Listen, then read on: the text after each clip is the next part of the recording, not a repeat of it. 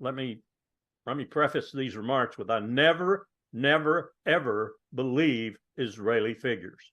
I've been in the government too long to know that the Israelis are patent liars in their intelligence community, in their propaganda community, certainly, and in their leadership. They are inveterate liars. Let me say that again. They are liars. So you can't believe anything.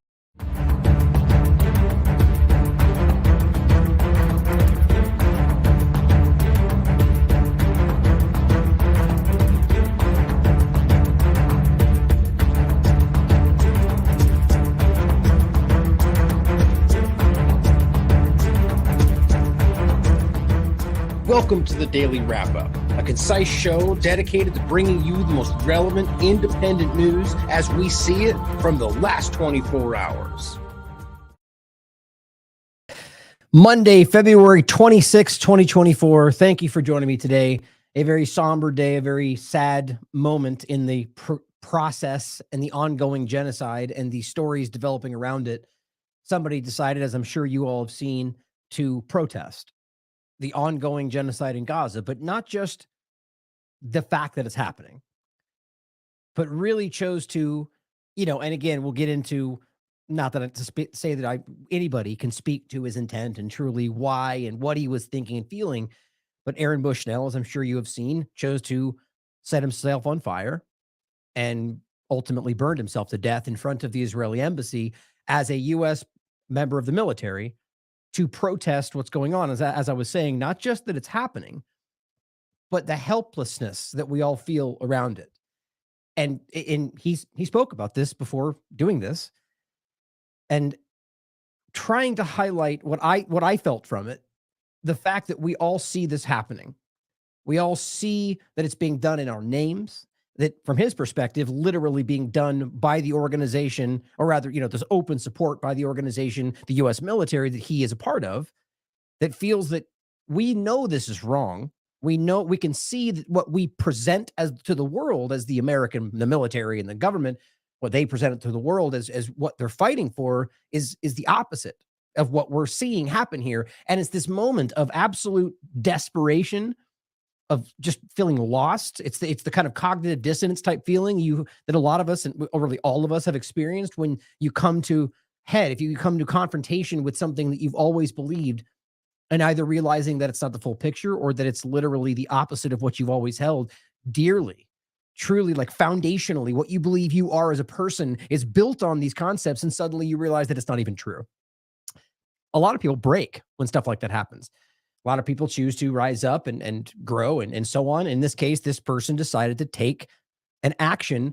And again, this is where you get into the intent behind it, and we'll go through this today, that some may see as deciding to take an action that is so extreme, that is so courageous in a lot of ways, just whether or not you think that it's crazy or whatever. I mean, think about what it would take to do something like that in order to try to change the status quo, to shake people out of their comfort, Walmart, McDonald's, TV, nightly HBO discussions where, there's bad things happening over there. Let's go back to our comfort zone, and shake people out of that, to realize this is here, it's now, it's happening, it's in front of you, and we can do something about it. And some people may see this as mental illness.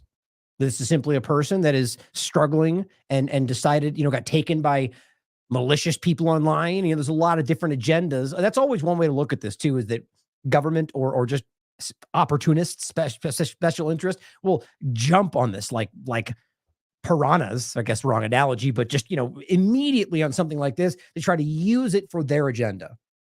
Always under the guise of altruism. We care and we want to, whether it's about mental illness or whether it's about, fighting against the radical Palestinian ideology, or whether it's about exposing the anti-Semitism of the United States, or everyone's jumping on this to try to make their argument, which is just despicable.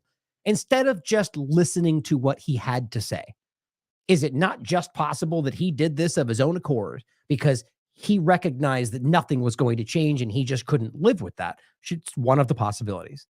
So we'll go over that. We'll talk about it. We'll discuss why I think this happened and the impacts it's having and how the world is discussing it, as well as the overlap with a couple of other conversations that are hard they're upsetting.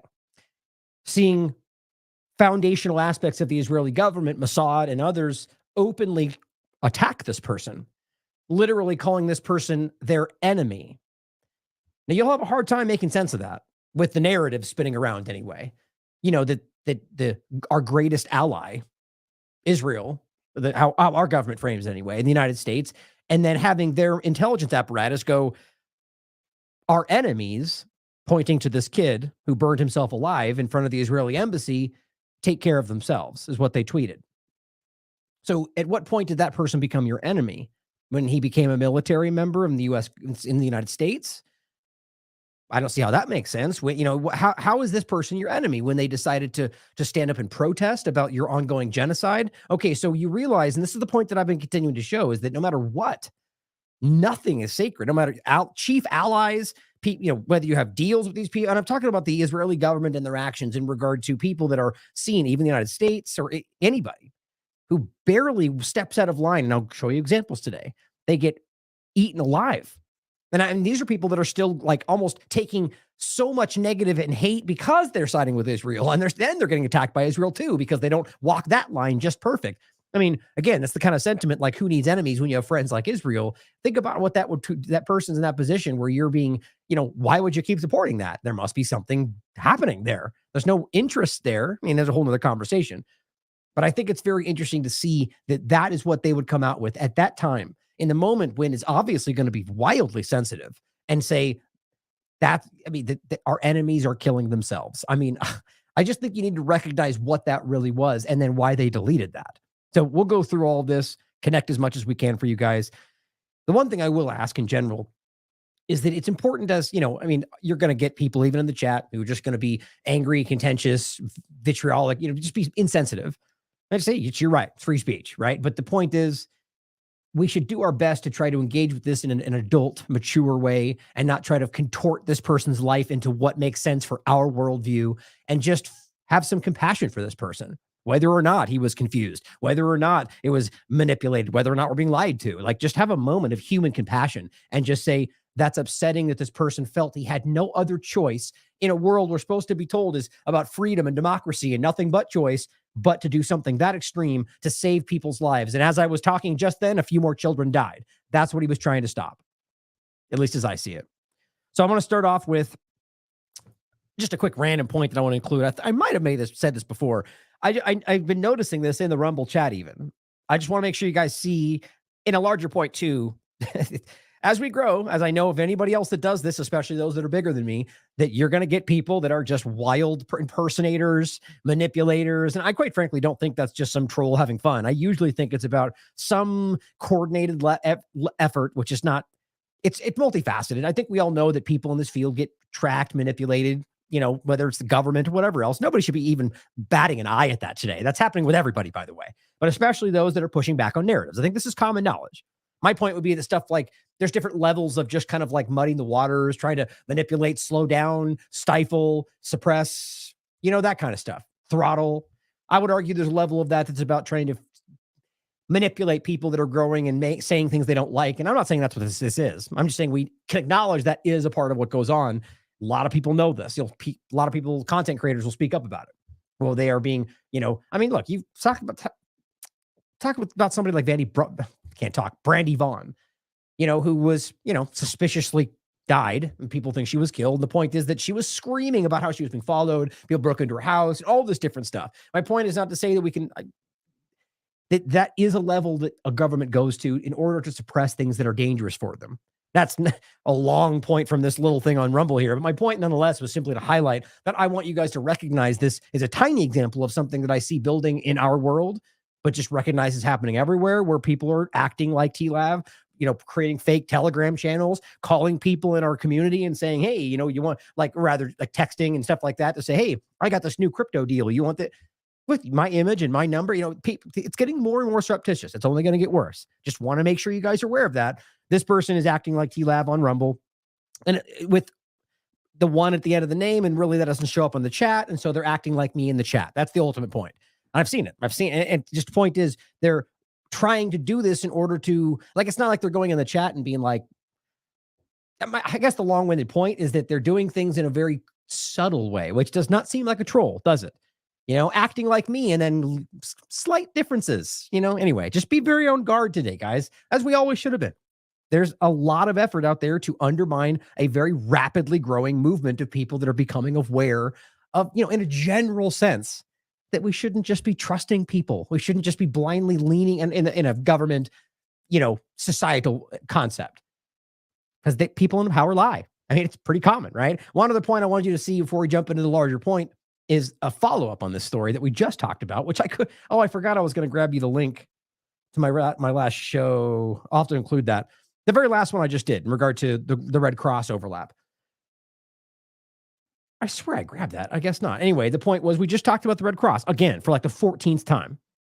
And that was about this, the reality that all the way back in 2022, they posted that that bottom line, that stays in your shoulder muscle, the vaccine does not go anywhere else. And that's why we don't differentiate blood versus vax and unvax, which is crazy, seeing as how, as I posted below, there's been like at least, I think, 5 that I know of that I trust are solid, that have shown you 100% that it doesn't stay in your shoulder muscle. And that goes all the way back to their original documentation that shows lipid nanoparticles all over your body, which inside of that has instructions, mRNA, to make spike protein. And it's ridiculous to think that it ever, and that was within 24 hours, mind you, all over your body. Multiple autopsies finding mRNA instructions. I mean, you can see the peer-reviewed study right here, 28 days afterward. Anyway, the point was, I followed up on this yet again to say, all of a sudden we've got partisan media. I think it was DC Drano in there going like, basically misrepresenting the story, which it seems he's now corrected it back to where it's really going on, but acting like they were now saying it was not allowed again because it was somehow like that wasn't this the one that was safe. The point was they still weren't. It was still this weird game they were playing where they were allowing it and it was still mixed in, and they were Shelby from Unjected called and proved that what he was saying was inaccurate, and basically they said, as long as you don't have the sniffles or any symptoms, you can come in right now, like literally right after getting it, or however point in time. And the point to make is that it's dangerous. We know this, proven by peer-reviewed science and even their admission. And here's Rolling Stone, comes out on the 22nd, right after all of that. And I mean, do you think that they can't see the posted peer-reviewed studies that literally say that that's not true? But they followed up saying in 2021, the Red Cross issued guidelines that allow those who haven't received the COVID vaccine to donate blood so long as they're not actively experiencing symptoms of the vaccination. Right-wing influencers are losing their minds. Well, that's not even actually what's happening. Of course, this is where you get the partisan manipulation, the half part of the story, which then they misrepresent on top of that. That's how this works. The truth is the story's never changed. It's been right there since we've been talking about it, and people probably even before me, all the way back in 2022. But I just think it's hilarious. This is a new article, the latest COVID conspiracy. This story has never changed, and yet still, because of partisan media nonsense, because of crap like the Rolling Stone, comes out and muddies the whole conversation, and yet it's still exactly where we left it. It's dangerous. They know that. We know that. Nothing happens. You see how the two-party illusion works? I hope we're recognizing. I know you guys know this. I hope most people who don't know that can finally come to terms with the fact that whether they're doing it intentionally or not, it guarantees that things, one, don't change, and that ultimately you're unsure about where the reality is because you've got people screaming falsehoods on both sides, and it's almost always somewhere in the middle. One part about Twitter, before we get into the main part about this, I thought this was pretty hilarious, if you ask me. Alex Jones puts this new, I guess that, the whole full show out, and it says, investigation confirms, which I wasn't actually able to see the investigation. I heard statements, but regardless, there's never any source material with this stuff, but it says confirms Elon Musk's X is censoring InfoWars in many ways. Is this a joke? I had to laugh, but it says, but Alex Jones asked the question, is Elon Musk behind this or is it leftist stay behinds in the organization? I said, oh my God, I'm shocked. I tell you, I said, what do you think the odds are, guys, taking bets that they're going to go with the latter option of leftist stay-behinds, just as I and many others who are nonpartisan have been repeatedly telling you that they would. It's going to be the scapegoat. You can wait till it's 40 years later. They're going to go, I bet you was one of those FBI agents that never actually got fired. Now, did we prove that? Are we ever going to prove that? Or is it going to be the last grasping hold of the people who want to believe Elon is saving speech to say, oh, it must have been those Twitter people that were there from before? Well, okay, even if you think that's the truth, which I find that really hard to believe, it's certainly possible. Wouldn't that still be his fault? I mean, at the end of the day, but overall, the point is it's censorship, guys. Are we really going to get into the minutia of it, debate what you're okay, fine, whatever. Twitter is still censoring people. We're saying that. 30 seconds ago and you were saying we were crazy. Now you're going to go, yeah, it is true, but it's the leftists. Okay, whatever. So we were right is the point. Twitter is censoring people, and we've always known that. And this is how, again, the partisan media will continue to muddy the waters. If you just listened without the partisan talking over everything, we would have already seen this. Don't miss your... Anyway, so I think that's important. Oh, this is just the same link. Then lastly, Kim Iverson points this out as we get into the Israel conversation this is essentially the last part of it. This is one thing we're going to talk about today. I'm going to rehash quickly the point about Zionism that I think is important to relate to this. So in case you missed that really contentious big show I just did, and then the point about Aaron and how this all connects, and then finishing with the point that overlaps with why that is happening, I guess, and the part about the reality of ultimately the act that happened on October 7th. So this is what Kim said yesterday. So Elon Musk banned a bunch of leftist pro-Palestine accounts, which, by the way, completely happened. But saving free speech, after Elon took a pilgrimage to Israel, they clearly scarred the living daylights out of him by threatening his ad revenue. What's funny is you almost expect her to say, after showing him what happened on October 7th, nope. Simply after threatening the fact that you're going to lose money. Oh, okay, well, now we're going to pull back. POTUS won't call for a ceasefire, even though his base is turning on him. Anti-war candidates like RFK Jr. and Tulsi Gabbard are suspiciously pro-Israel after their histories show them taking opposite stances. It's getting increasingly obvious that the Israeli lobby is strong and powerful and in complete control. It's not a conspiracy theory. It's an actual conspiracy. A conspiracy against a free nation, free Palestine, free America. Now, I hope, and I'm so glad to see her saying stuff like this, because look, these are the kinds of talking points that are just, almost laughingly, like it's some kind of a game, reflexively dismissed as conspiracy theory by people in the, gateway, was it not gateway, but gatekeeping media. And it's obvious because this is not, I just laughed about this with, I forget, just on somebody's show this morning. The point being, remember when they called out the lobby? I forget if it was AOC or somebody, a politician basically called out AIPAC and said that they're influencing U.S. policy. And they lost their minds. They freaked out. They said, you're racist, you're anti-Semite. And my point was, well, that's what lobbyists do. You literally said a lobbying group is lobbying Washington. And because it was about Israel, you freaked out and called it racist and basically exposed the game. That's how crazy this is. They're so on guard, Zionists, to the reality that they are doing that they attack, as my point from before, literally anybody, including their allies. And we'll get into the point about, the disdain for the American people in general.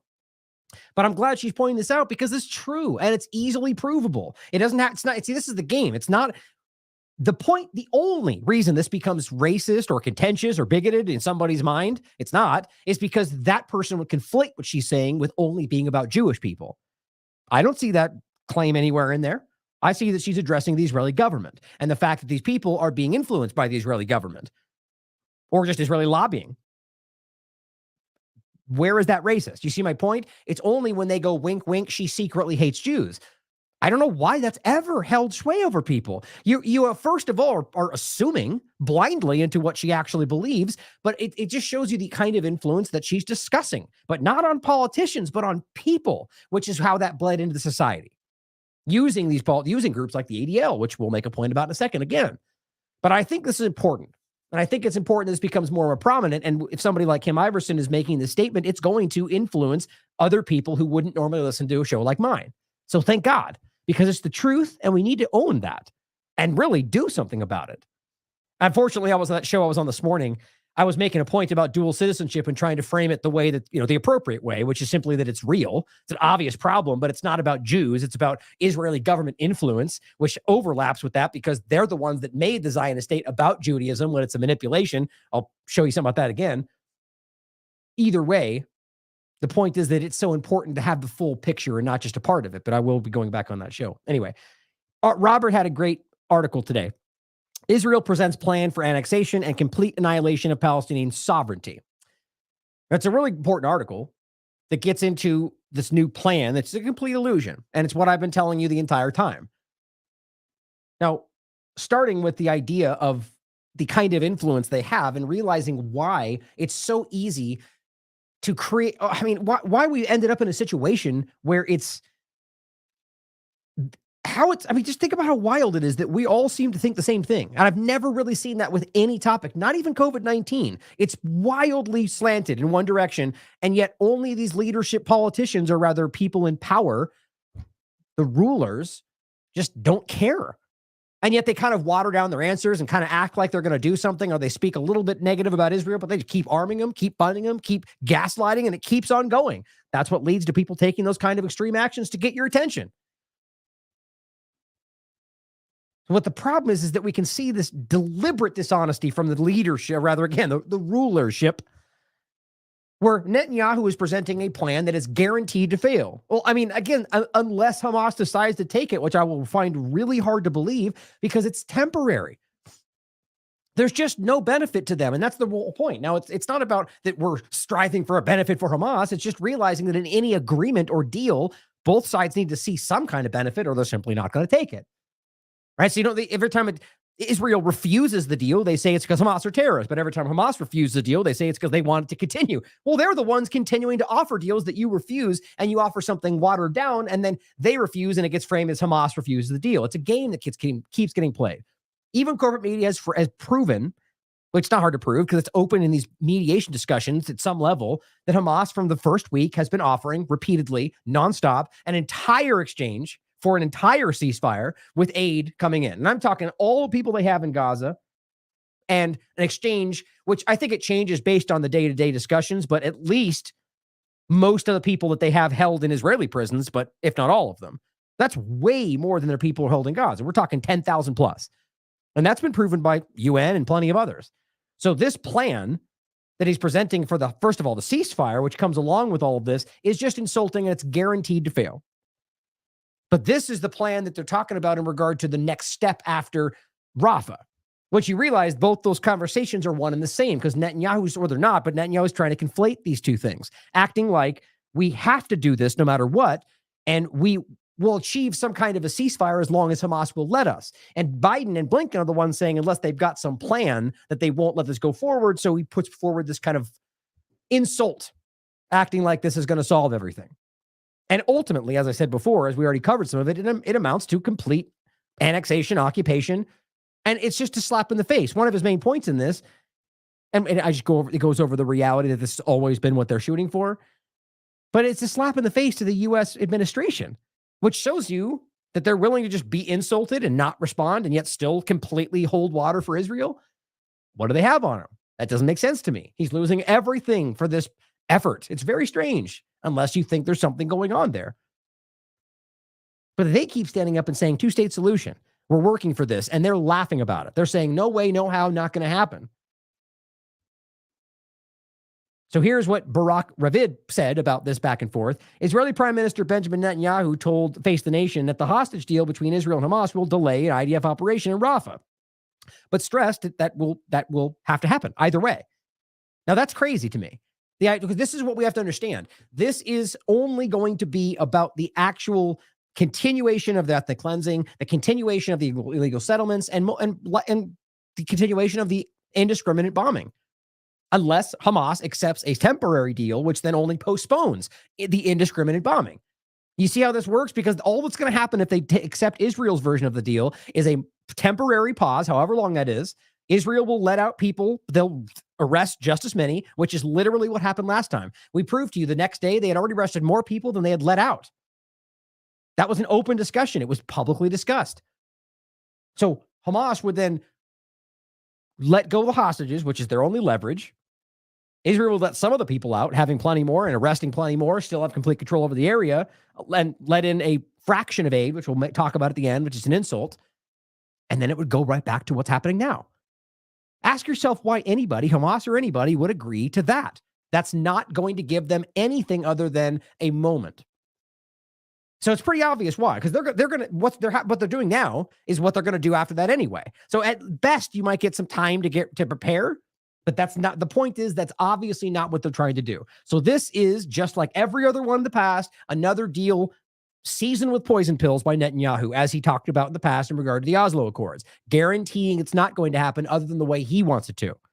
Now, and the worst part, while pretending to the world that he's fighting for these people, while bombing where they might be and continuing to block aid that might go to them, and dragging your feet on the deal that might bring them home, the hostages. Netanyahu told Face the Nation that he wants to get a hostage deal and appreciates U.S. efforts to try and reach it. He stressed that if Hamas drops its delusional demands and presents reasonable positions, it'll be possible. So that's summed really on a small tweet. But Netanyahu, like as of last week, very clearly laid it out. He will not allow a permanent ceasefire. He will not pull people out of Gaza, no matter what, which means they're always planning to occupy this continually. It was after after 2005, just because they weren't boots on the ground. They had control of the area by international standard. Gaza has never not been occupied by Israel after whatever the exact date was. But again, the point goes back to 75 years ago. They occupied all of Palestine.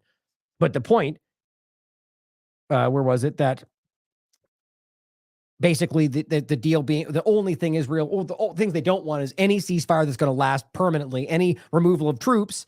And so that means that the only thing they're asking for in reality is Hamas to stop, which I just think is insulting to everyone's intelligence. Like, this is the same when you stand up and you go, look, we want you to stop doing this, and they don't do it.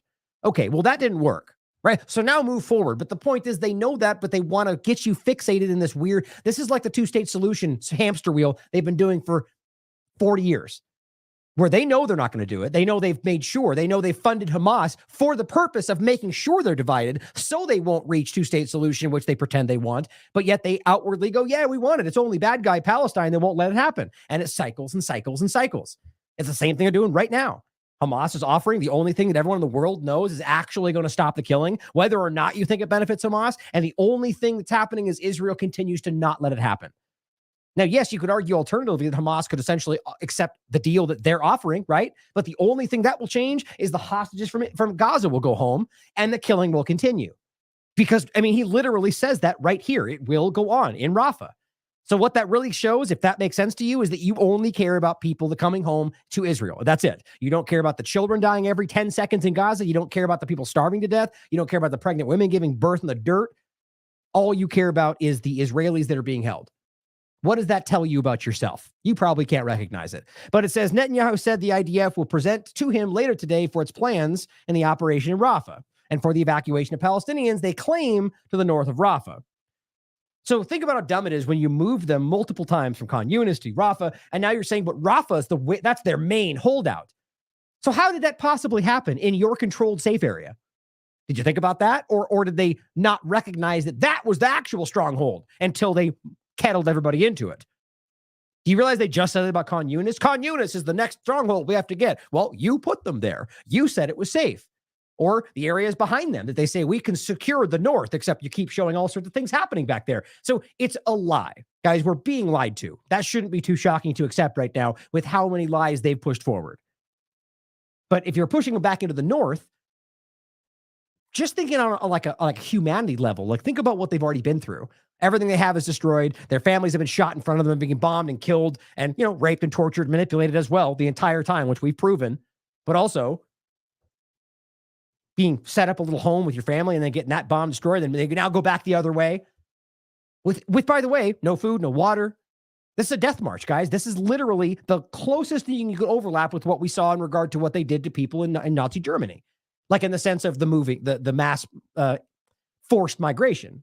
That's the only point I'm making right there, is that you can see these massive death marches. That's one of the things everybody remembers. Well, we're literally watching that right now. And that's largely why they don't want pictures and documentation of all of this. But assuming it goes back to north, I'm arguing they still want to try to maneuver this into somewhere other than Gaza. Netanyahu stressed an Operation Rafah is needed because it's Hamas's last stronghold. It's everybody, even the politicians supporting this, know that's ridiculous, knows that you can still see engagement happening in the north, knows that you can see and prove that there's all sorts of UN presence and Doctors Without Borders and all journalists all in the area in Rafah, and there's no indication that Hamas is there. They just keep saying this because they're going after Palestine. Now it says weeks away from defeating Hamas and ending its operational goal. Okay, let me ask you this. If, as they're suggesting, that's the last stronghold, they move everybody back to the north and they annihilate Rafah, is that somehow going to be over?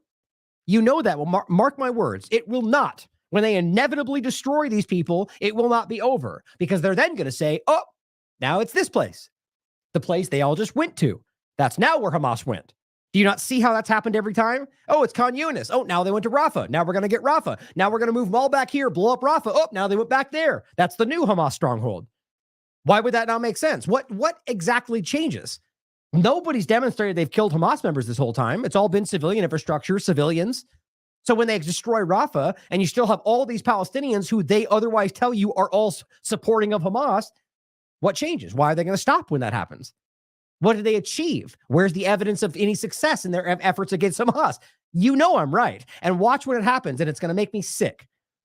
Netanyahu said there is no disagreement between him and Biden about need to evacuate civilians from Rafah, which is a crime. It's been a crime every time they've mass displaced these people. Dropping some leaflets about how you're going to murder people in 5 hours does not change the fact that what you're doing is illegal. He stressed Israel is also coordinating its Rafah plans with Egypt and said there's no plans to try and push them into Sinai, which is a lie.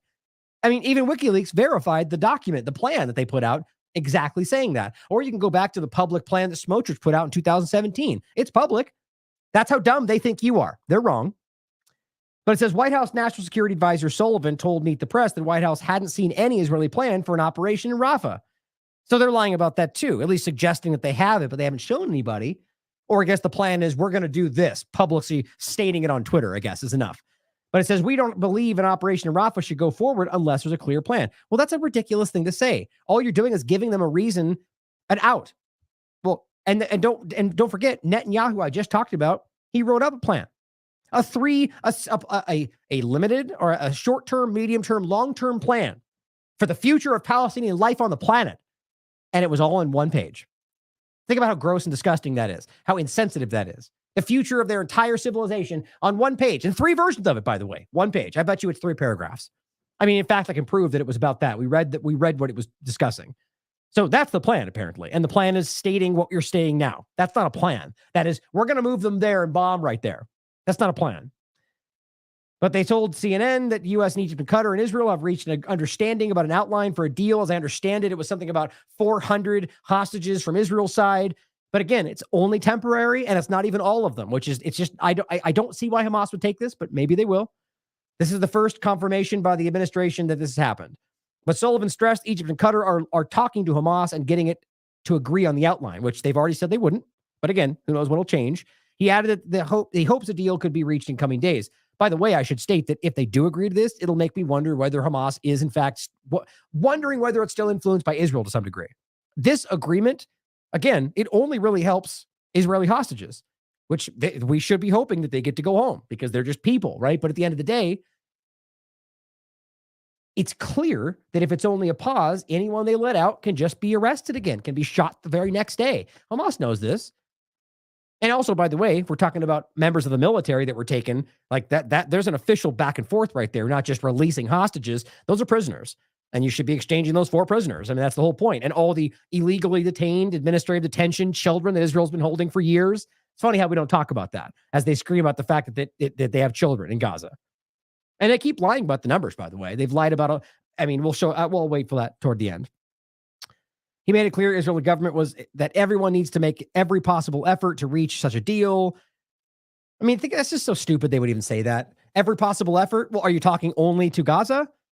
Israel keeps just flatly refusing deals that everyone in the world suggests they should take, including the United States. And all the, it's these kind of statements are insulting. Saying, acting like you're fighting for a 2-state solution when they're publicly anywhere else telling you it's never going to happen. You guys know that too. So you're just dishonest people. Netanyahu hasn't presented his plan.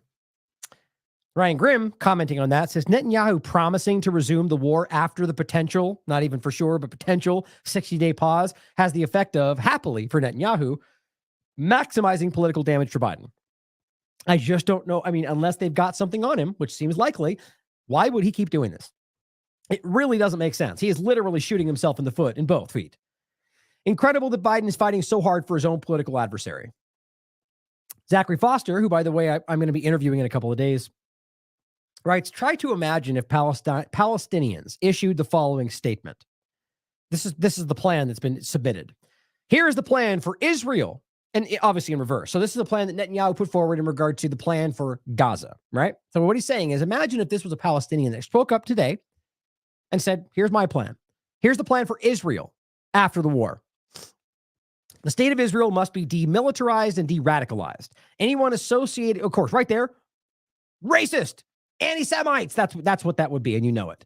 Anyone associated with war crimes or terror, i.e. the entire war cabinet and most lawmakers in the Knesset, need to be arrested and tried for war crimes.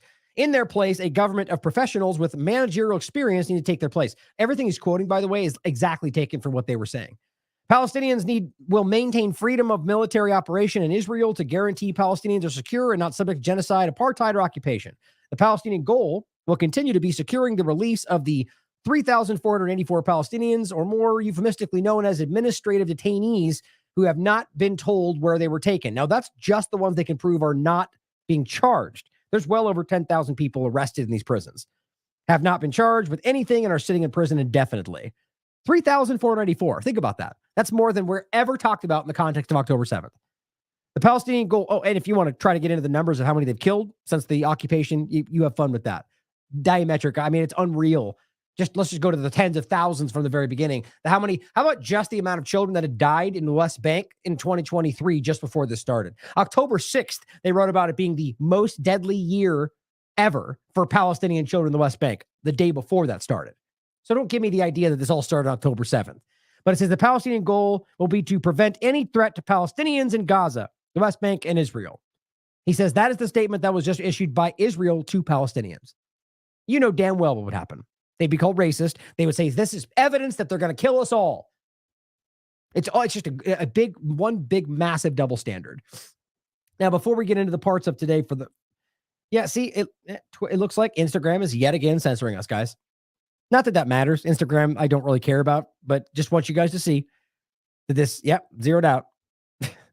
That's both last two shows we've done. It just stops working right in the middle. Telling you guys, I get a sense that this is going to get worse. Like on Twitter for me, and I see it coming for shows just like this, by the way. Now, we just talked about this, and I knew at the time when I said this is going to be a very contentious show. It is going to ruffle feathers, and people are going to, without even watching in discussions, are going to reflexively act like somehow I've lost this or I've got taken by other conspiracy theory. The point is, me, I will not discuss something like this unless I know that there's verifiable information behind it. And the reality is, and don't even look at just the image. The point is exactly what this says. Was comparing Zionism to Nazism and the history around it, and their very clear, undeniable, proven historical connections. And I mean, like overlapped, working with the Lehigh Irgun parties, working and aligning themselves with Nazi Germany. Very clear, undeniable, on the record. If you haven't heard that, don't know that, you need to ask yourself how that makes sense with the narratives we're told today. How they can say that what Hitler did to the Jews was the foundational reason why Israel was created, the Holocaust. But when you realize, as here on, since I'm mentioning it, Dan Cohen's the first person that pointed this out, that I was reported on anyway. When you realize that this is Haaretz, by the way, which Haaretz is doing a lot of work pointing this stuff out. Zionist malicious efforts to recruit Nazis in the fight against the British. I have one that's in the older version with the original title. Actually, I think this is the same one. Yeah. No, this is different. June 1st, June 21st. No, maybe it was just updated. In any case, I'll include both. But the point is that this is Haaretz covering this reality, and it discusses it in plain language. The Lehigh continued. Lehigh's it's one of the core foundational aspects of Zionism. That's what became the Zionist organization. Seeked to ally, or really is then, and this is one of the militant aspects of it at the time, Irgun, these groups were terrorist organizations. And again, like I've said many times, per their own statements. But the Lehigh continued to ally with Germany even after the final solution had begun. So my point is, if that's happening, and even then, they're still trying to work with them, and as I just covered in a recent show as well, we have verified CIA documents that discuss the fact that these Zionist organizations, when they were trying to work with the Nazi Party, the CIA stated that they were willing to sacrifice the Jews and Arab nations to achieve that. All these points undermine the core reality of what their identity is in regard to Zionists. And there's all these overlaps that show you this was the case. And Herzl, the founder of Zionism, being an atheist. All these interesting points that show you it was about manipulation. And there's discussion about the reality of this being a settler colonialist kind of European movement that just utilized this concept. But I'll include all this that you can check for yourself. All this is important. Let me just put them in the notes so I don't miss it and forget. And the reason I'm including this today, one, we just talked about this, and I think it's important comparing those, but Israel's connection to extremist ideology in a general sense. We went at this show, we went over the connection to ISIS, the connection to the Azov movement in Ukraine, as well as the U.S. government. I mean, this is the same game. But also, as we'll point out here, ADL's history of faking Nazi marches, which I think is highly relevant to a few points we're going to make today, but just in general, the kind of stuff we're talking about. Now, here I'll include these, as I said. Here's the original. It's on June 1st, same author. How Israel turned Nazi war criminals into Mossad agents. Now, we've talked about the discussion of Michael Abed, who was the Nazi war criminal that was literally rescued by the United States and put up in charge of a news organization called Prologue that was in Ukraine and New York City, allowing him to propagandize Americans as a Nazi war criminal at that time in New York City. Think about that. How does that even make sense? It does when you realize that we've been lied to about all of this. The point, though, is that you can prove that they did, in fact, take these Nazi war criminals and turn them into agents for themselves, which undermines what they really are. But my point in all of this, before I even get to that, is just to remember that to watch this is to understand and to really have an open mind is it's not about Jewish people. That's the way. The only reason this becomes something that people get reflexively outraged about is because they identify the state of Israel and Zionism as Judaism, and it's just not the case. As I'll show you again in a second. It's right here, I think. This is one of the groups that I've referenced many times. There's plenty more than just this group, by the way. I just think that they're prominent and they're well-spoken about it, that Torah Judaism speaks up all the time. And they're saying, we announce the whole world. Everybody should know that we, the Jews, declare a state, but a murderer and genocidal Zionist state. Israel is not the state of the Jews. Israel is a terrorist and genocidal state. Now, you can disagree with that, but you can't pretend this is some anti-Semitic statement. This is a group of Torah Orthodox Jews who are telling you that they don't. So at the very least, they don't think that. So you can't act like they speak for all Jews in the world, and then we say otherwise that we're being racist. It's just not the truth.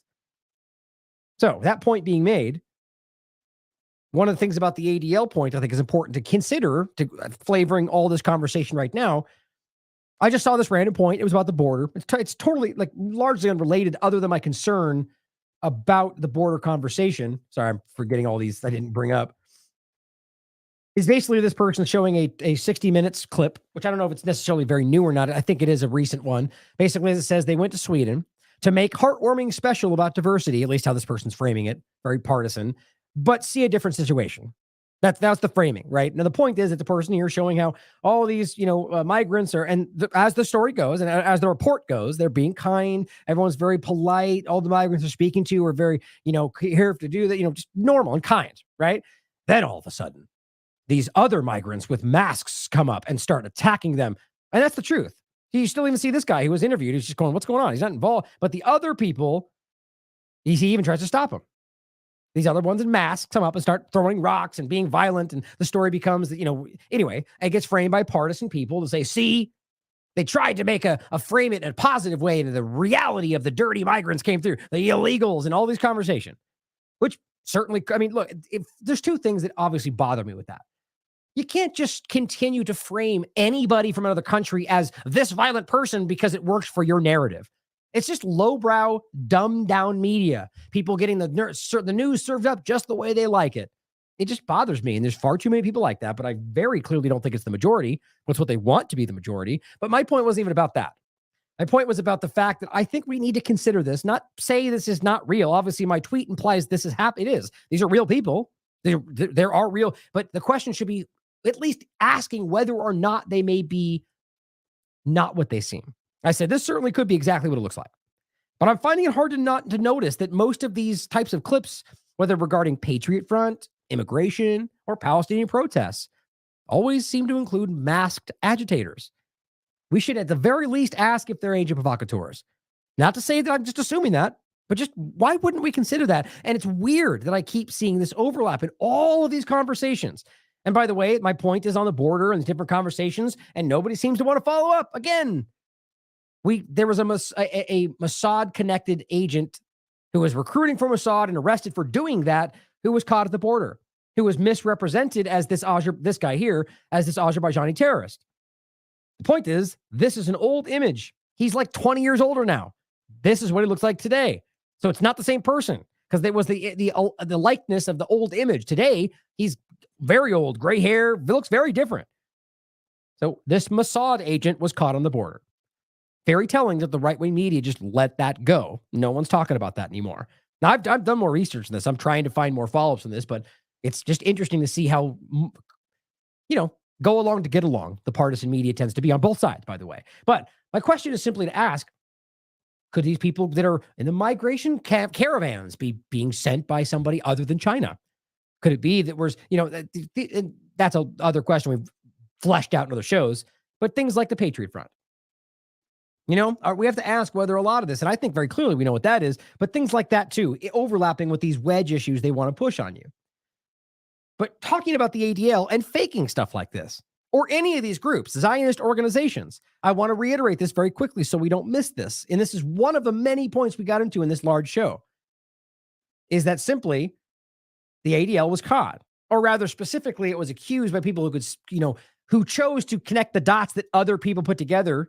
But of course, the corporate media never connected these two very obvious things. So this is on the Jewish Telegraphic Agency. Nowhere in here does it mention the guy's name, who he actually was, and I'll show you what I mean. His name was Mordecai Levy. He's a member, basically a member of the Zionist organization at the time. I believe was the Jewish Defense League. Now, what they're talking about here, 1979, is a Nazi march turns out to be a hoax. So that was the truth. That's the reality. What they're talking about is the person's name was James Gutman.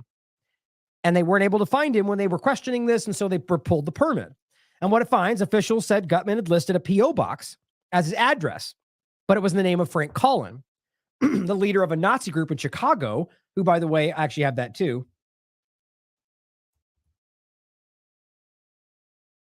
who obtained worldwide publicity last year when he announced plans to stage a march in Skokie, Illinois, which is what this is discussing. Interestingly, they look very similar. Oops. Excuse me. Right there. All these guys in their weird, same images, the same clothing. Like, why is it always like that?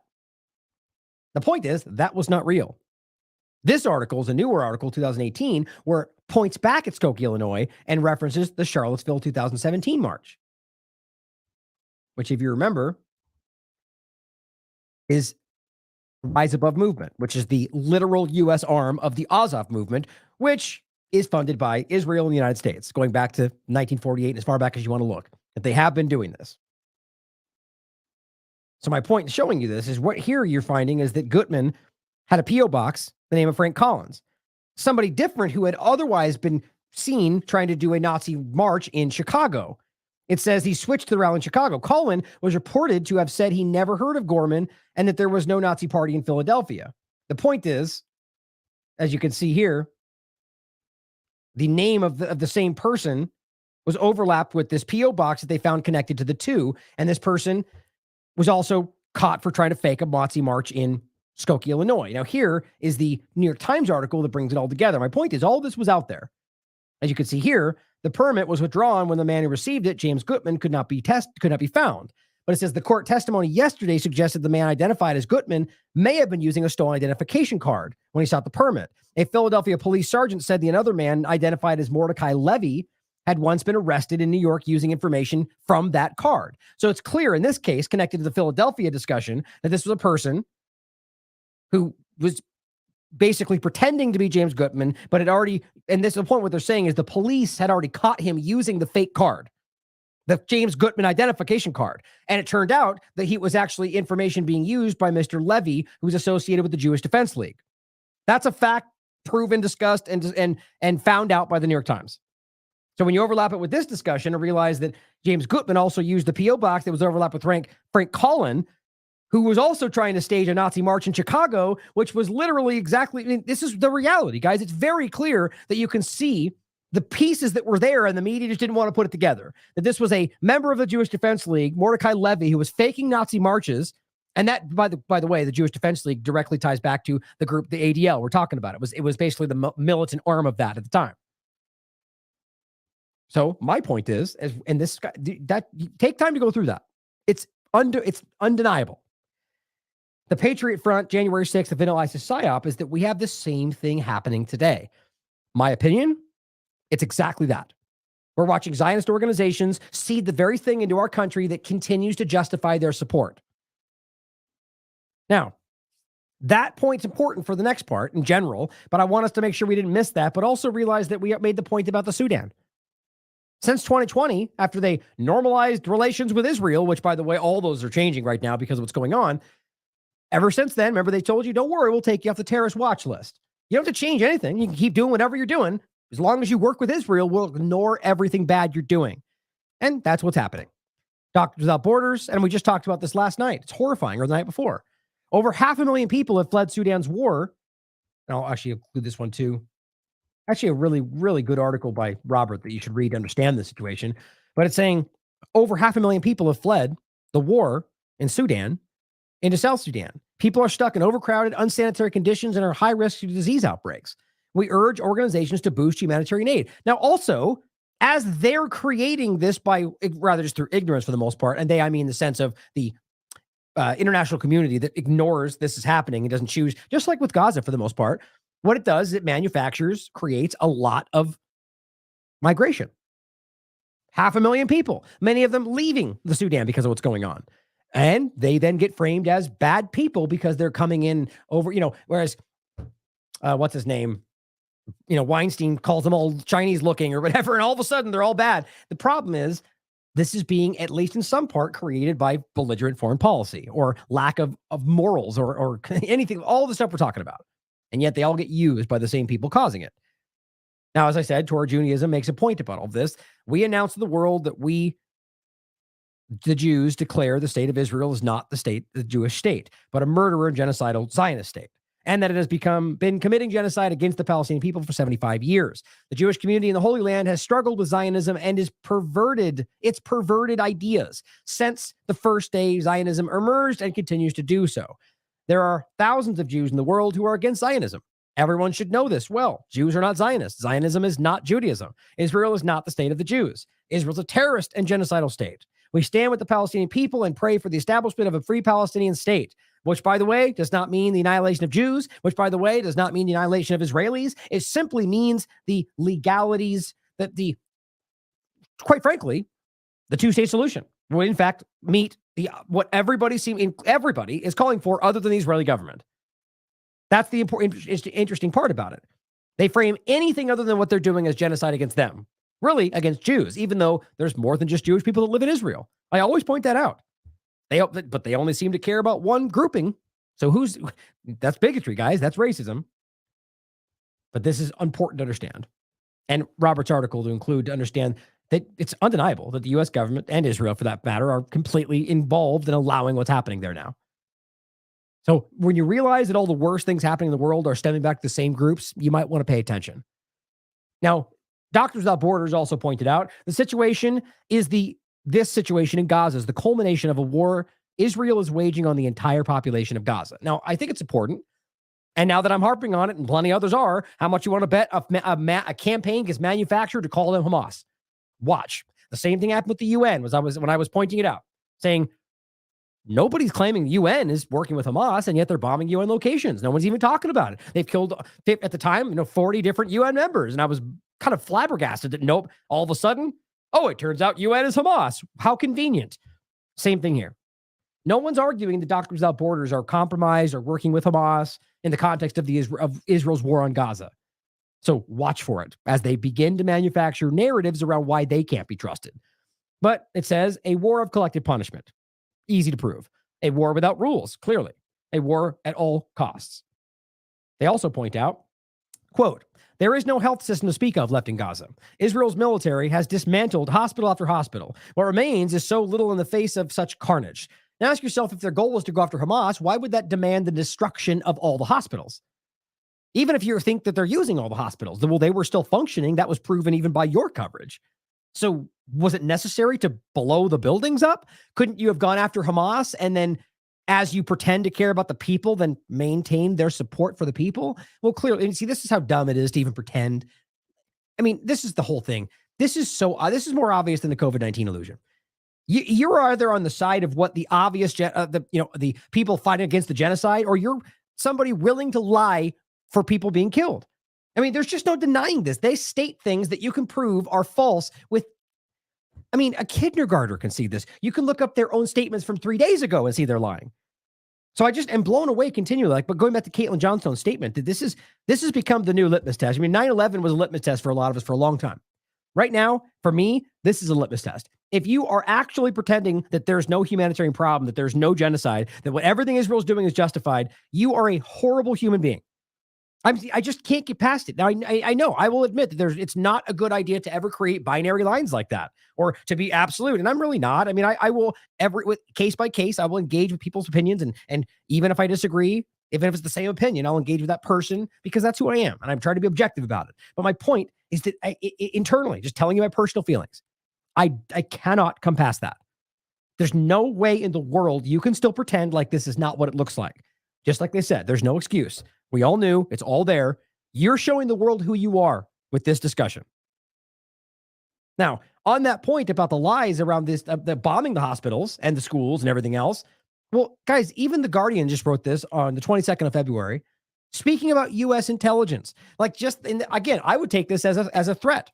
This is the United States government who doesn't care about genocide, doesn't care about the Palestinian lives, or yours for that matter, who's just using their plight for their own benefit, like always. And the point is that now they recognize there's a little bit of bitterness and, between Biden and Netanyahu, and they're kind of pushing back on the, leaking out that he said bad things about Biden or about Netanyahu. And those are all happening on purpose, guys. The point here is to send a note. Yeah, you're not going to listen. You're going to make us look dumb. Well, we're going to slowly put out that you're lying about that. The point is the U.S. intelligence cast doubt on Israeli claims of UNRWA Hamas links. You realize how wild that is? As Blinken was saying it was credible evidence like 3 weeks ago, and now they're going, we don't even know for sure. Well, that means you didn't know in the beginning. That means you pulled funding for the only group that was left actually saving people's lives because Israel said so. Well, yeah, we already knew that, and that shouldn't be shocking at all. But it shows you how despicable these people are. As Arnaud Bertrand writes, unbelievable. Yet the U.S. still cut UNRWA funding, and so too did countless other countries, and asked the Western countries to do so too, which makes it all the more cynical and frankly genocidal. It also means that Blinken most likely lied. He lied when he said in January that their accusations about UNRWA were, quote, highly, highly credible. So if you're still not sure if they're real, how could you possibly say highly, highly credible? Well, the same way that Matt Miller can insinuate that girls are being raped, and that's why they won't let them come home, only to pull that back and say you're wrong. Or to flounder in the conversation about how Hamas is holding aid and then go, oh, wait, it's because they weren't there, and that's why they didn't let it through. And then the point is, we're proving all of that was false. I can't prove he knew that. I wouldn't be surprised if he would. The guy's a complete follower. But the point is, Israel's lying, or they're just blindly taking what Israel says at face value. That's what they do. Always. And then it says his own intelligence agencies were writing they had low confidence, right? And again, here's Canada saying the same damn thing. Still haven't seen that intelligence linking their Gaza agency to Hamas. And what do? Nothing.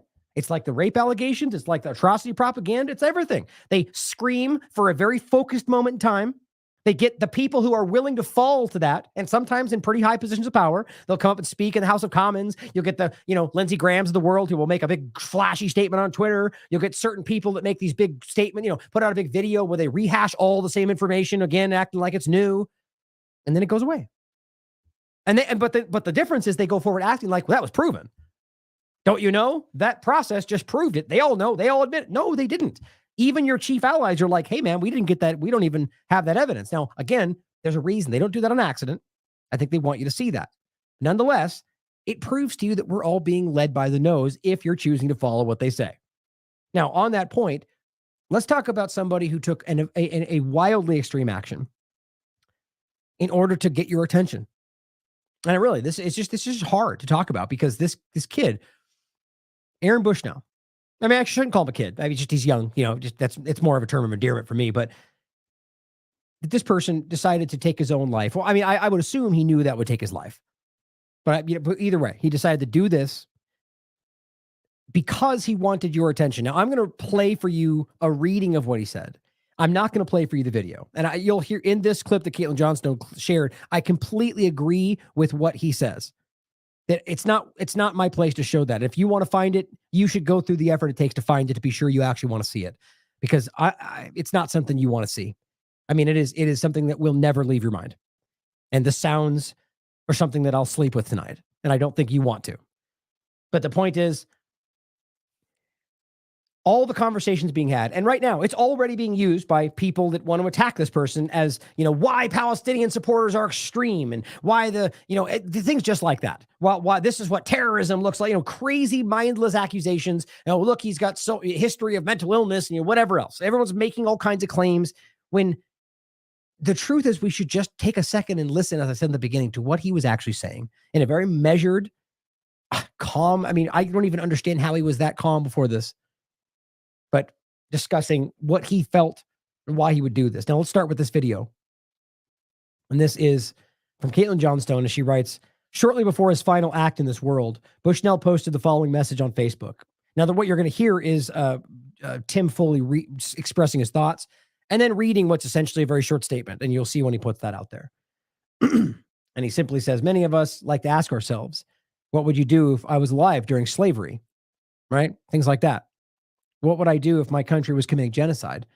And we talk about that, right? What would I do if I was living through Jim Crow? What would I do if would I be the person that would stand up and push back? Well, he makes a great point before he died.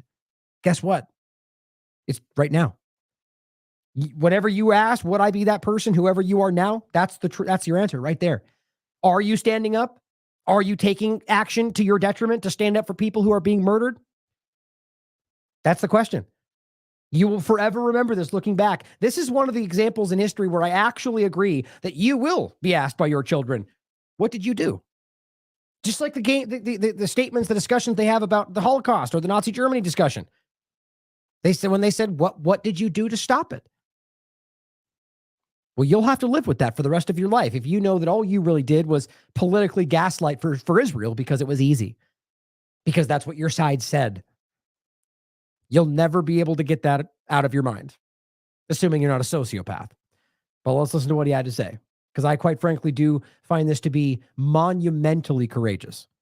Not to say that I'm necessarily supporting it in the sense that I don't think that this is the kind of thing that should be leaned into, just because it is extreme to the point to where it is. I mean, I'll get my thoughts afterward, but I can't help but feel overwhelmed by the kind of courage this must have taken, knowing what was about to happen. And Bushnell burned himself alive to make you turn your eyes to Gaza. I watched the uncensored video of U.S. Airman Aaron Bushnell self-immolating in front of the Israeli embassy in Washington while screaming, "Free Palestine." I hesitated to watch it because I knew once I put it into my mind, it's there for the rest of my life, but I figured I owe him that much. I feel like I've been picked up and shaken, which I suppose was pretty much what Bushnell was going for. Something to shake the world awake to the reality of what's happening. Something to snap us out of the brainwashed and distracted stupor of Western dystopia and turn our gaze to Gaza. The sounds stay with you more than the sights. The sound of his gentle, youthful, Michael Cera-like voice as he walked toward the embassy. The sound of the round metal container he stored the accelerant in, getting louder as it rolls toward the camera. The sound of Bushnell saying, "Free Palestine," then screaming it, then switching to wordless screams when the pain became too overwhelming, then forcing out one more "Free Palestine" before losing his words for good. The sound of the cop screaming at him to get down on the ground over and over again. The sound of a first responder telling police to stop pointing guns at Bushnell's burning body and go get fire extinguishers. He remained standing for an unbelievable amount of time while he was burning. I don't know where he got the strength to do it. He remained standing long after he'd stopped vocalizing. Bushnell was taken to the hospital, where independent reporter Talia Jane reports that he has died. It was about as horrific a death as a human being can experience, and it was designed to be.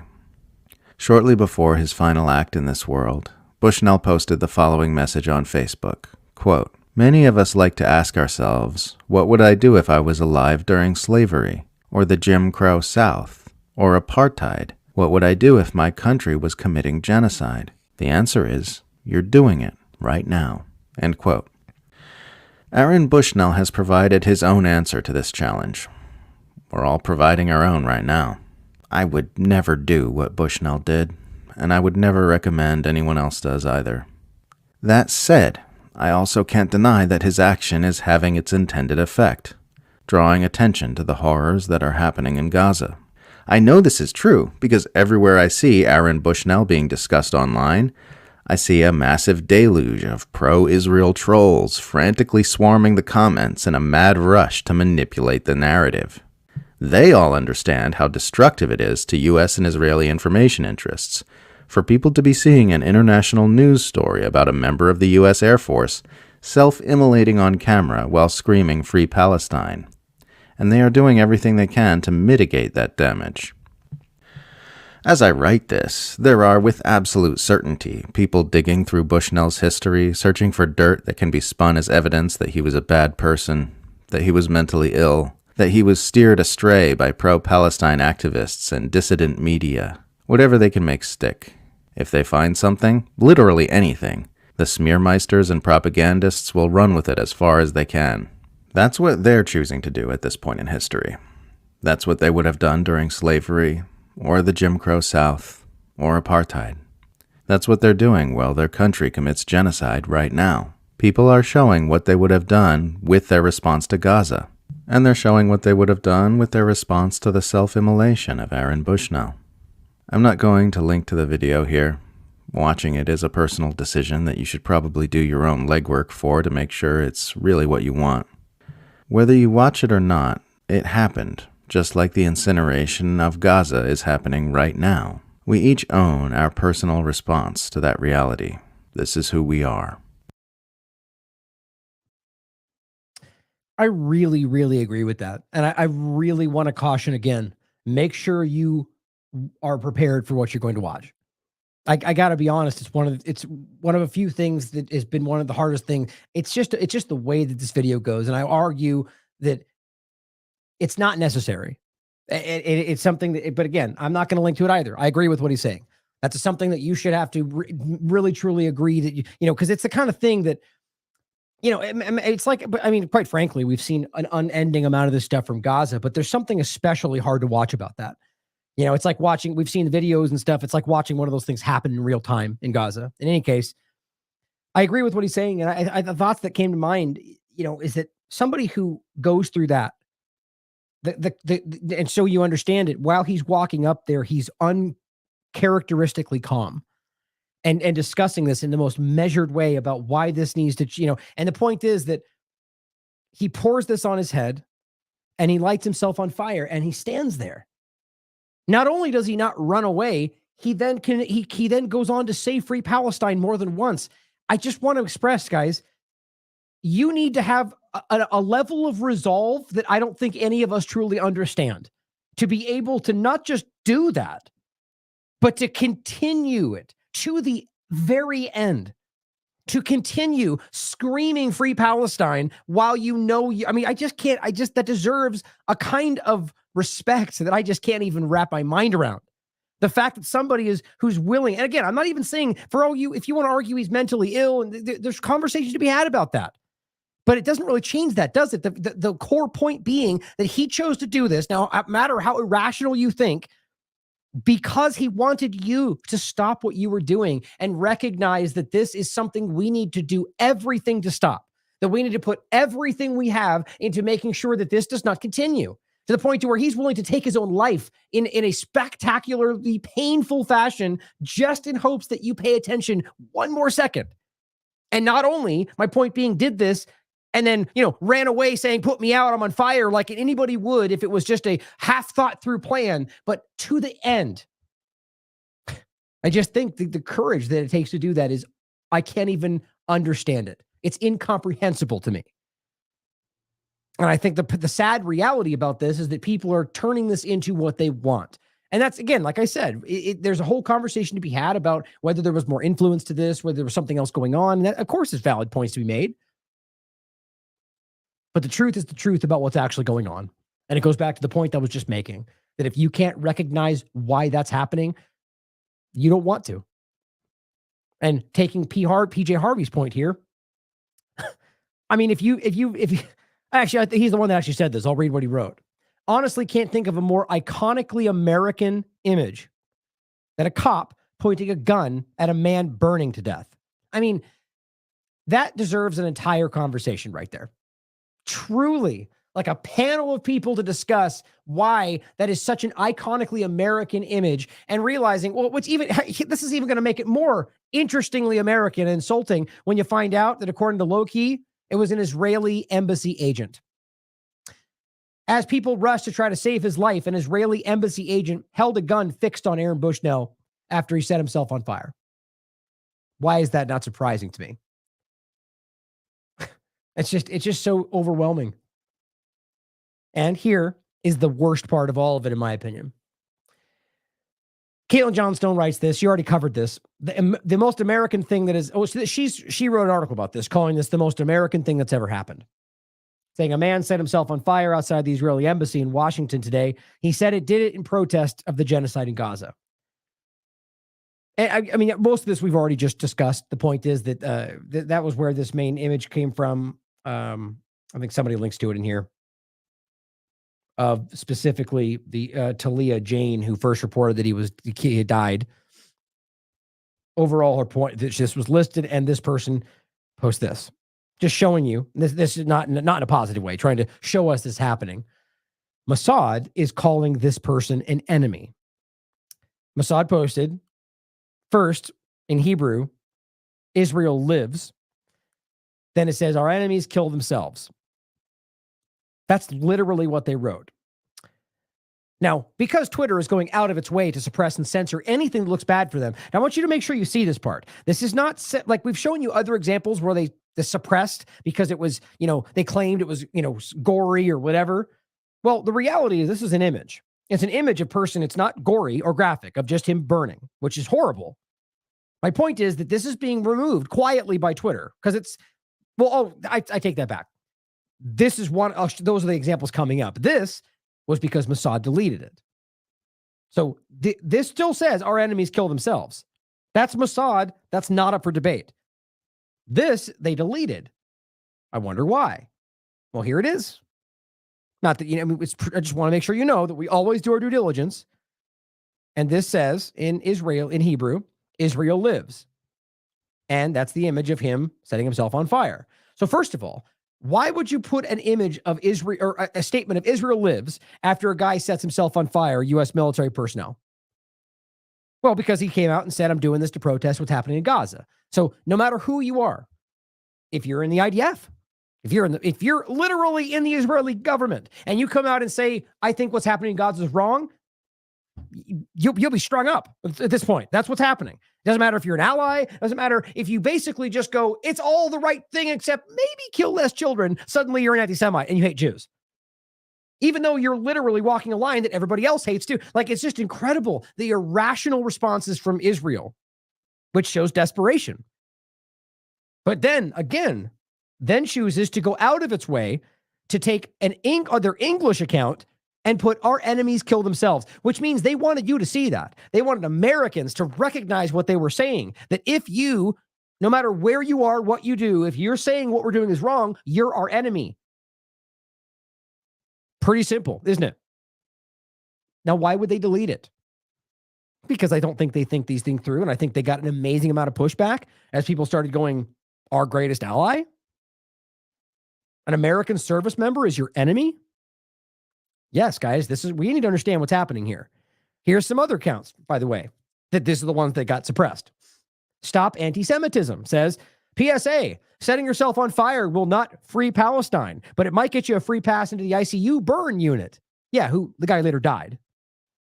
Like, do you think it's okay to make light of this situation, to make a joke about what's going on because this person dares to protest your genocide? Guys, this should make you sick. This should show you the kind of mentality the Zionist accounts embody. I mean, and the point is, this is the tweet that's now just like grayed out, even though it's actually there. And I keep showing this, that this is Twitter choosing, and it's not like they're blocking this image. The image is all over the internet, all over Twitter. What they're doing, though, is just quietly suppressing this stuff. Now, if you don't have that link in there, which you don't always do, it just looks like it's gone. I showed you this just the other day. This is selective suppression. It's thought control. That's what's happening. And while it's more prominent than ever, Alex Jones is breaking the story. They're censoring us too, but maybe not. Maybe it's the leftists doing it. Yeah. You think that's not you think it's by accident? It's coordinated kettling. When you get noticed, all of a sudden we're seeing the thing. You get the false partisan media that jumps in there and goes, what's over? Let's break it. And then driving you right back into a controlled area. That's how that works. I'm not saying I know for sure that's what he's doing, but that's how that works, though. So the point is, they're all making fun of this guy all across the Zionist media.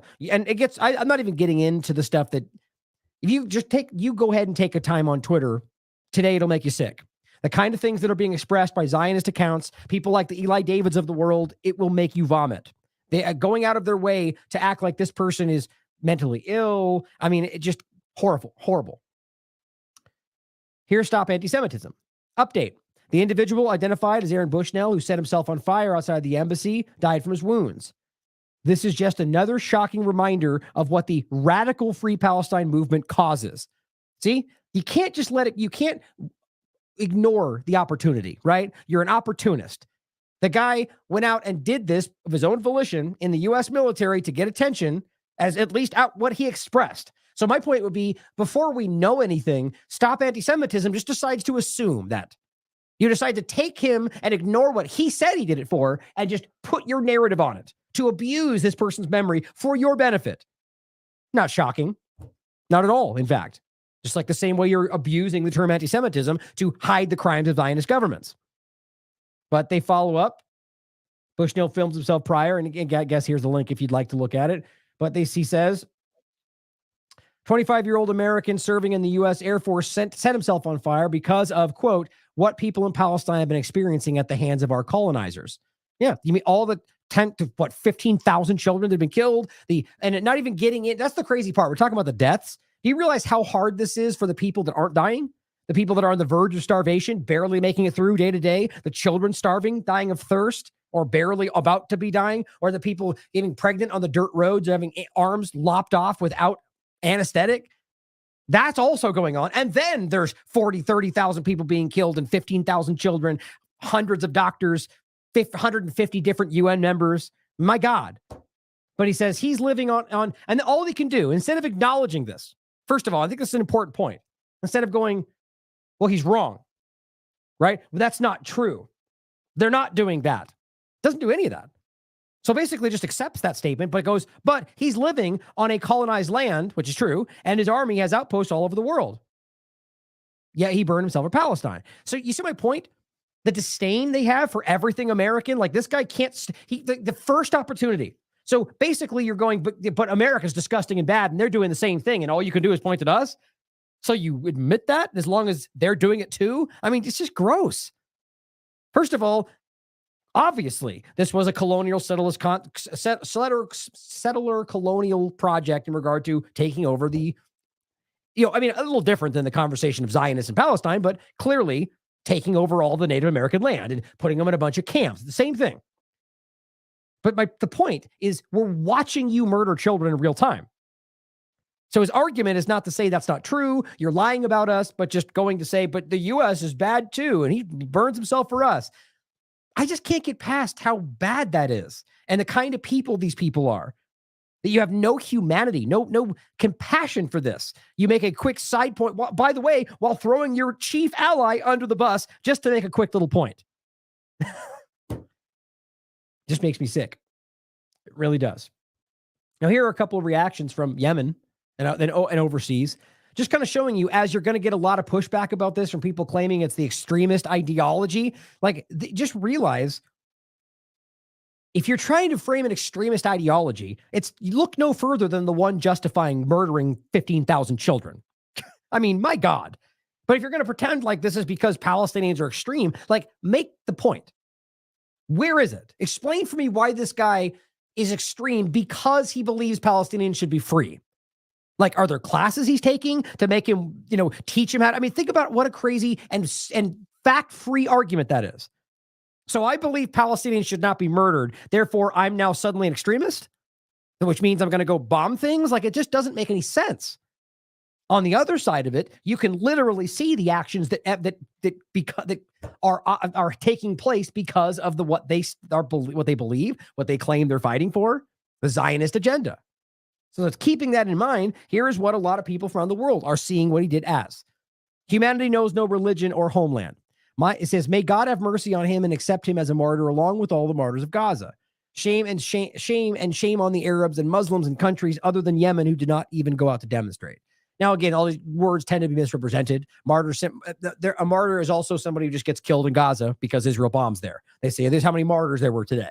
It doesn't just mean a person who goes out and kills people for some political agenda, which is how, of course, they would want that to be taken. The point is simply that he did this for them, right? He wants to be, it's what the word martyr means, right? You can be martyred. You can be a martyr. The point is you're making a statement. Your death is meant to mean something. And he says, an American working in the U.S. Army, a pilot, burned himself in front of the Zionist embassy in Washington, rejecting the massacres in Gaza, while some Zionist Arabs, devoid of honor and manliness, bless these massacres against our people and children in Gaza.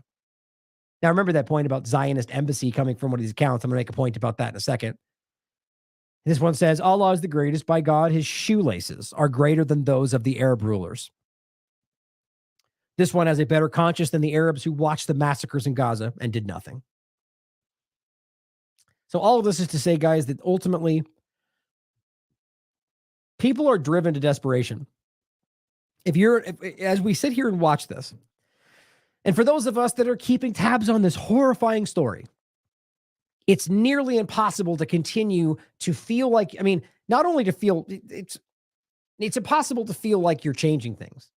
Right? Not only to feel like you're helpless, like there is no effect you can possibly have on what's happening, which is just the worst for me. I hate feeling like you have no control over the situation.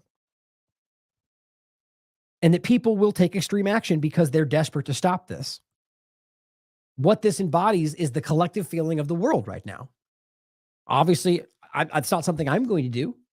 That is the kind of action that I think is extreme, for sure. And, and as I said, I think I saw someone mention in the chat, if it's something that we should have probably tried to stop. Either way, the intention, at least as he expressed it, is very clear. And we all feel as a collective right now, as the peoples of the world who recognize genocide, that we can't stop this.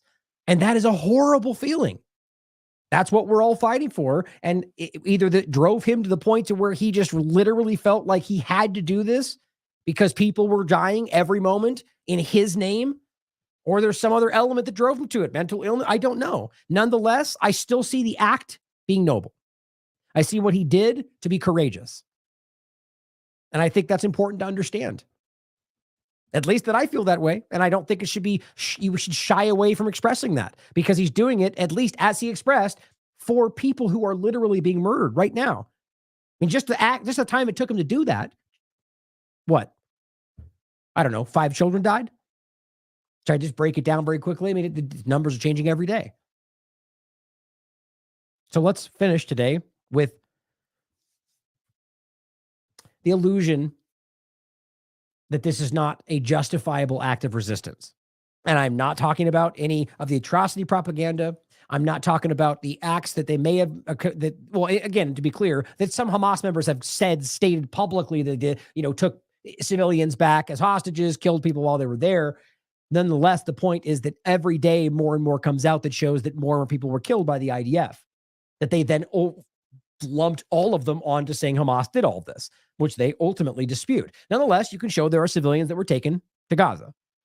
But as we continue to see genocide continue to compound in Gaza, it becomes less and less important to be worried about a civilian being taken and then being carefully brought back in complete safety and fed and given medical treatment.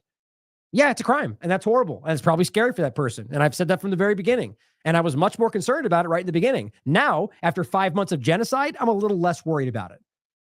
Every human life matters, but I'm not going to allow that person's suffering, because it is suffering, to suddenly eclipse 15,000 children being killed.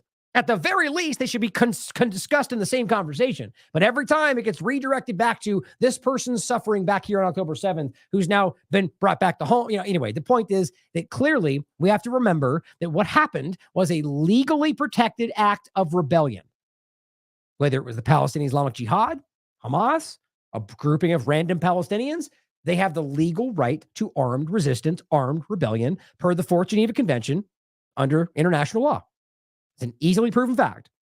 So when we consider this conversation, we have to remember that's where this began. And crimes that were committed after that can be addressed as crimes. Same what's going on in Gaza, right? You can argue the illegal actions or a lack thereof from what they're doing and everything since when they continue to murder children and bomb civilians and kidnap and rape and steal, then we can go crime, because we are. Same thing, right?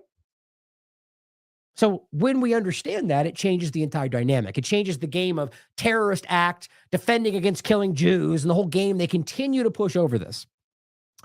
Dr. Eli David, of course, posts this clip, which is generally what he's saying, where he's discussing, what happened on October 7th.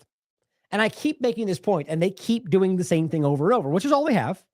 I mean, I have a point that I keep, it's not even worth it. It's so unimportant, but I've got all these things lined up from his account showing you literally every 15 minutes doing the exact same post or saying the same thing 14 days in a row without fail, as if why would you need to do that? Why not retweet your old tweet? Right? The point is that you're doing, because it's propaganda. You're relentless, nonstop, same thing, rape allegations, atrocity propaganda, go to the border. You hate Egyptians, hate Palestinians because they're all terrorists, and over and over and over and over. It's nonstop. This is the kind of same point he keeps making. Right? All the, so at the same moment, pretending that we're trying to help the innocent Palestinians, but then going, but they're all gross and dirty Palestinians that support Hamas. Every moment. You can't have it both ways. So the point is very clear. They despise all Palestinians.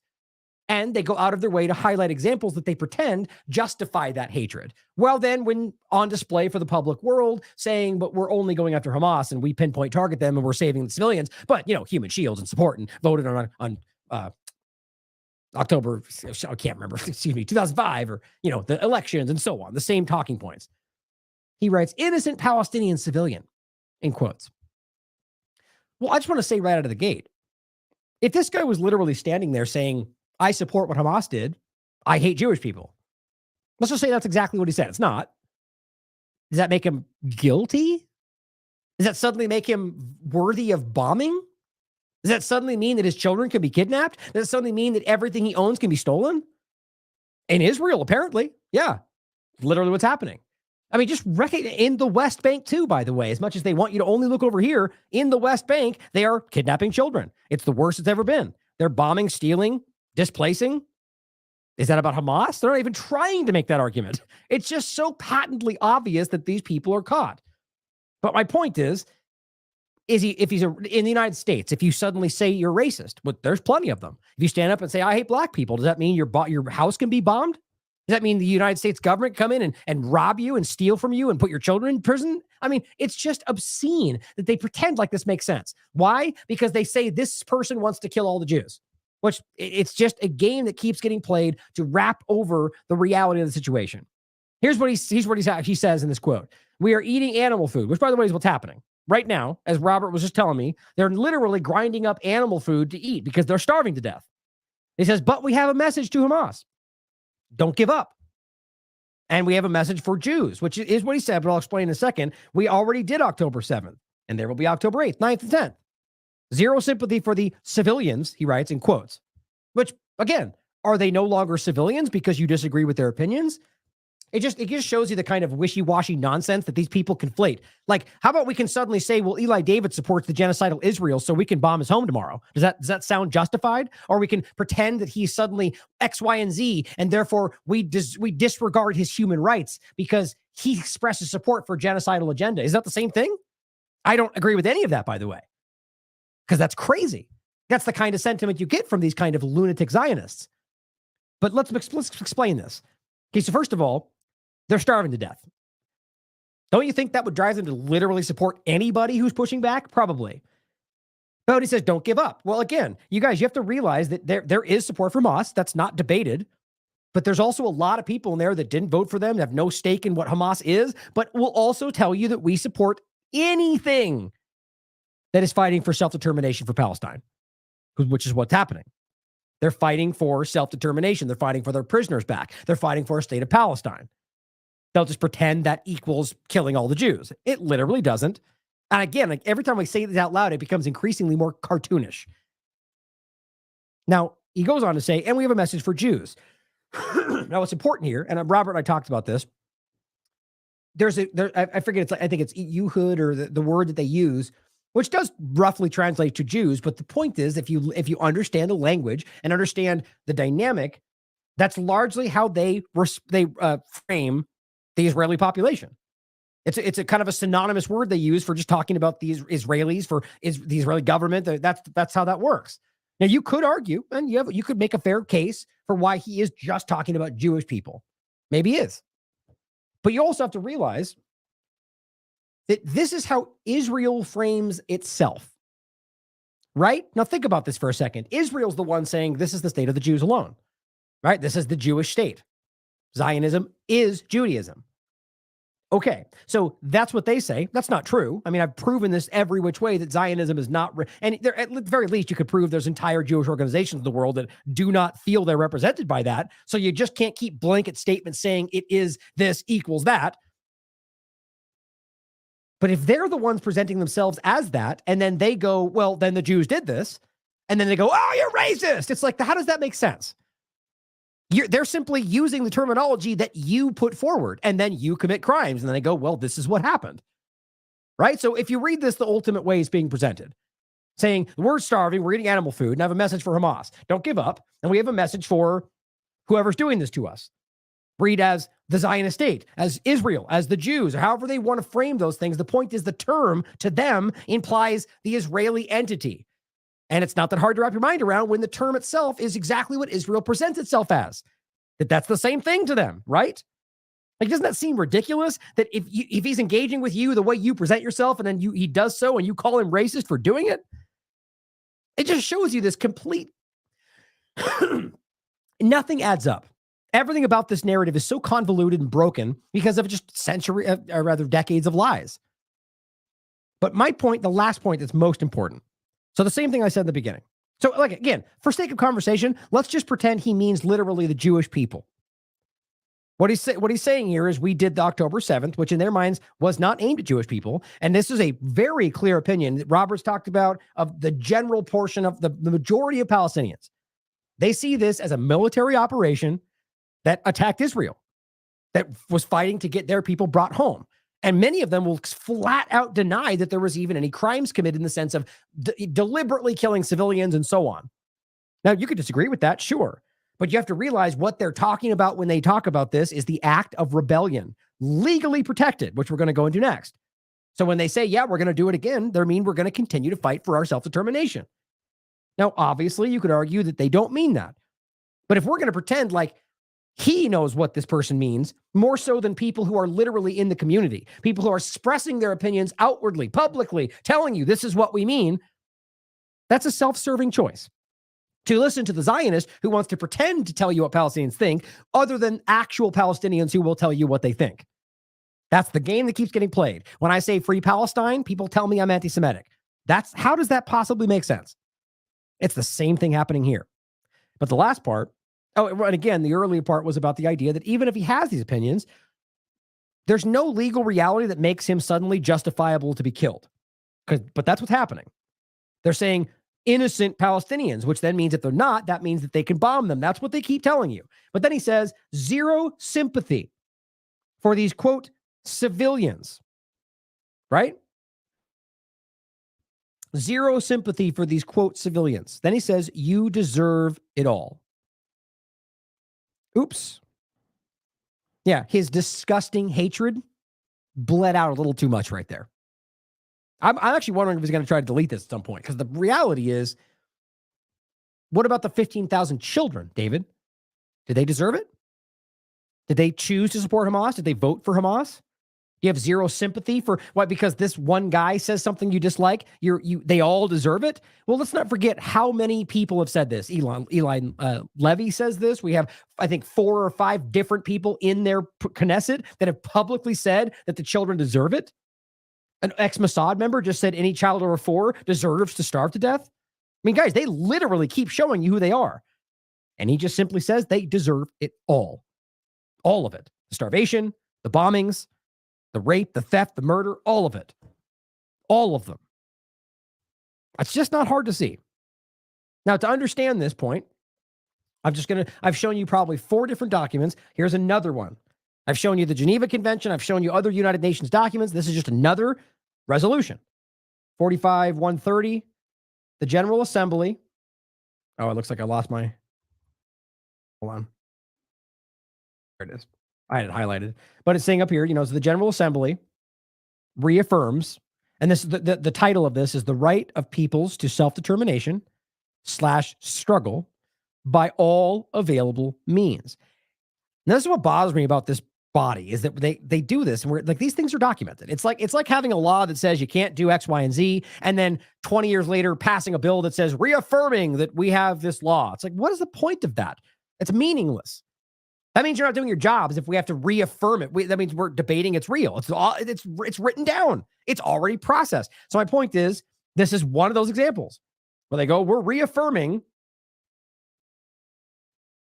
the legitimacy of the struggle of peoples for independence, territorial integrity, national unity and liberation from colonial dominion, apartheid, and foreign occupation by all available means, including armed struggle. So just in case you're debating this is real, it's documented international law. And this is citing the Geneva Conventions, the 4 Geneva Conventions. That's what it's about. And so if we're talking about people fighting for independence, territorial integrity, that could mean any of these. That could mean the Palestinians, Syrians, Iraqis, the Native Americans. It's all the same thing. Just because you don't like one and you like the other doesn't mean that's a personal self-serving choice. The Palestinians have the legal right to fight back whether or not they were ever attacked after the occupation. So just because they wake up one day and say, we're going to go invade Israel does not mean it's a crime. In fact, it legally means it's protected because they're still occupied. Whether you agree with that or not is irrelevant. That's what the international community has maintained without question. And then I'll just include this. And I do any, well, I'll grab these 2.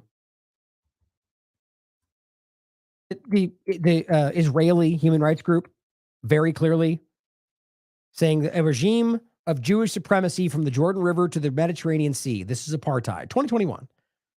And this is an Israeli human rights group. Amnesty International, Israel's apartheid. Right? So the point is that is. So whether or not you agree with any of the rest of it, the point is it is very clearly an apartheid. And they're saying the legitimacy of the struggle for independence and liberation from apartheid as one of those things. Foreign occupation, so on.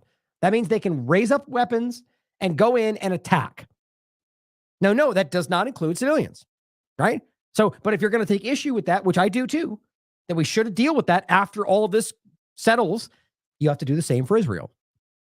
You just can't pretend like the one civilian that we're talking about here, or the many examples we're talking about in regard to who they took. I just question how many were actually killed by Hamas in the first place when they went in. You can't just pretend like the thousands of civilians being killed by Israel are somehow justifiable. Self-serving. But here is just, it looks like a Canadian group. It's cjpme.org, Palestinians and the Right to Resist. And it's got this PDF document that you can look at right here. And it's simply saying, yes, the United Nations General Assembly has explicitly affirmed the right of specifically Palestinians to resist Israel's military occupation through armed struggle. So why are we pretending like this isn't real when it's been affirmed and reaffirmed and written about and discussed? I mean, this is 2023.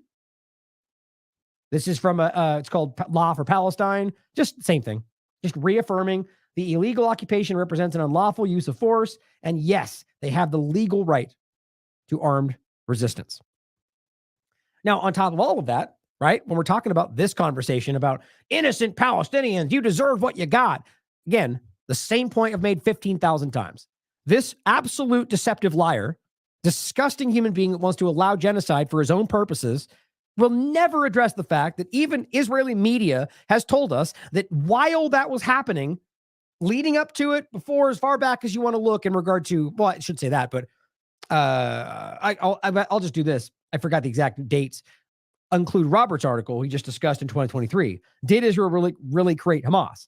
Now, it's not exactly creation, but the point we make, that I've been making as well, is that in the essence of what it is today, I argue they created this. But the organization that was Hamas existed before I think that there was Israeli influence, but I argue it was what it's become and how it's been utilized, in that sense, created. But either way, the point is, there was a period where it was influenced, controlled, and funded by Israel, which I question is still happening to this day. But I think things have changed pretty dramatically by the growing up of lots of children that have been, as Ritter points at, children of the camps, who have grown up watching this happen to them, watch their families get murdered in front of them, who have now sought any way to fight back. And that became Hamas in a lot of ways, the most kind of controlled, organized group that they have in this sense. And so over the process of the last 20 years, has that changed who it is? Maybe. Regardless, as Haaretz points out, Netanyahu said in 2019, anyone who wants to thwart a two-state solution, I'm paraphrasing, establishment of a Palestinian state, has to support bolstering Hamas and transferring money to Hamas. Bolstering means arming, guys. They're supporting them. They're creating them, transferring money to them. And then he says, this is part of our strategy. And in the actual article, it says to basically stop them, like basically the PA in the West Bank, Hamas in Gaza. Doing this, funding the very thing you are the boogeyman that you're using to scare your own children, to scare your own population, that you're funding, making dangerous so you can keep what you want. So you're literally the enemy of everybody in that circumstance. And it's not even meant to be an indictment of Hamas. It's really just the fact that these people were trying to make it into what they wanted at the expense of literally everybody. Why don't they talk about that in this context? Right? So you're literally talking about, here's our message to Hamas, don't give up. Well, you funded this group. You made that happen. So they deserve it all? The thing you made, created, and drove? I mean, come on. You just have to realize how gross this all is. And on top of that, this is the kind of influence this drives. Here's what Whitney Webb said. Kid Rock evolves into neocon rock. I'll just say, I would argue, just exposes that's always the reality. In saying that the country's most popular podcast platform, this is Joe Rogan, these comments with no pushback. Not any real pushback of any kind from him to say that's completely detestable. Here's what he says. This will blow your mind. This is the kind of lowbrow, ignorant response from people who are, I guess, think it's okay to just take a strong stance and be like, good, because we're the freedom, whatever. It's like, imagine his statement here is like an embodiment of the entire movie of America World Police. Right? Like this belligerent, mindless idea that we can just blow up everything in front of us as long as you claim you're going after the guy you're trying to get. Like that scene in the beginning. He's literally going to tell you that he thinks it's good. He says Israel should kill tens of thousands of civilians if they don't give our people back. He even says civilians. Guys, there's no coming back from that. You're disgusting. You are a horrible person, either a sociopath or somebody who has been so convinced that anybody other than white people are not worth your time. I just don't know how to take that. Civilians, not Hamas members, but civilians. Yeah. Disagree with what Israel's doing. It's like, they should just go in there and be like, you know what? We want our hostages back. If we don't have them back, clock starts now in fucking 24 hours. We're going to start bombing motherfuckers and killing fucking civilians. 30, 40,000 a fucking time. So you civilians better fucking pack up and fucking get these fucking motherfuckers. It's somebody speaking from a place of absolute ignorance. And I mean in the sense that he has no idea what he's talking about. Yeah, just get up and move because we want this. That's just the kind of American exceptionalism or Israeli exceptionalism. The idea that we can just do what we want because we're powerful and we know and we're right by might. It's a dying concept, guys. These people are remnants of the neocon, we're the best in the world mindset, who I guess it worked for him when he was singing his America, just ridiculous songs. But at the end of the day, what you're expressing right now is ignorance.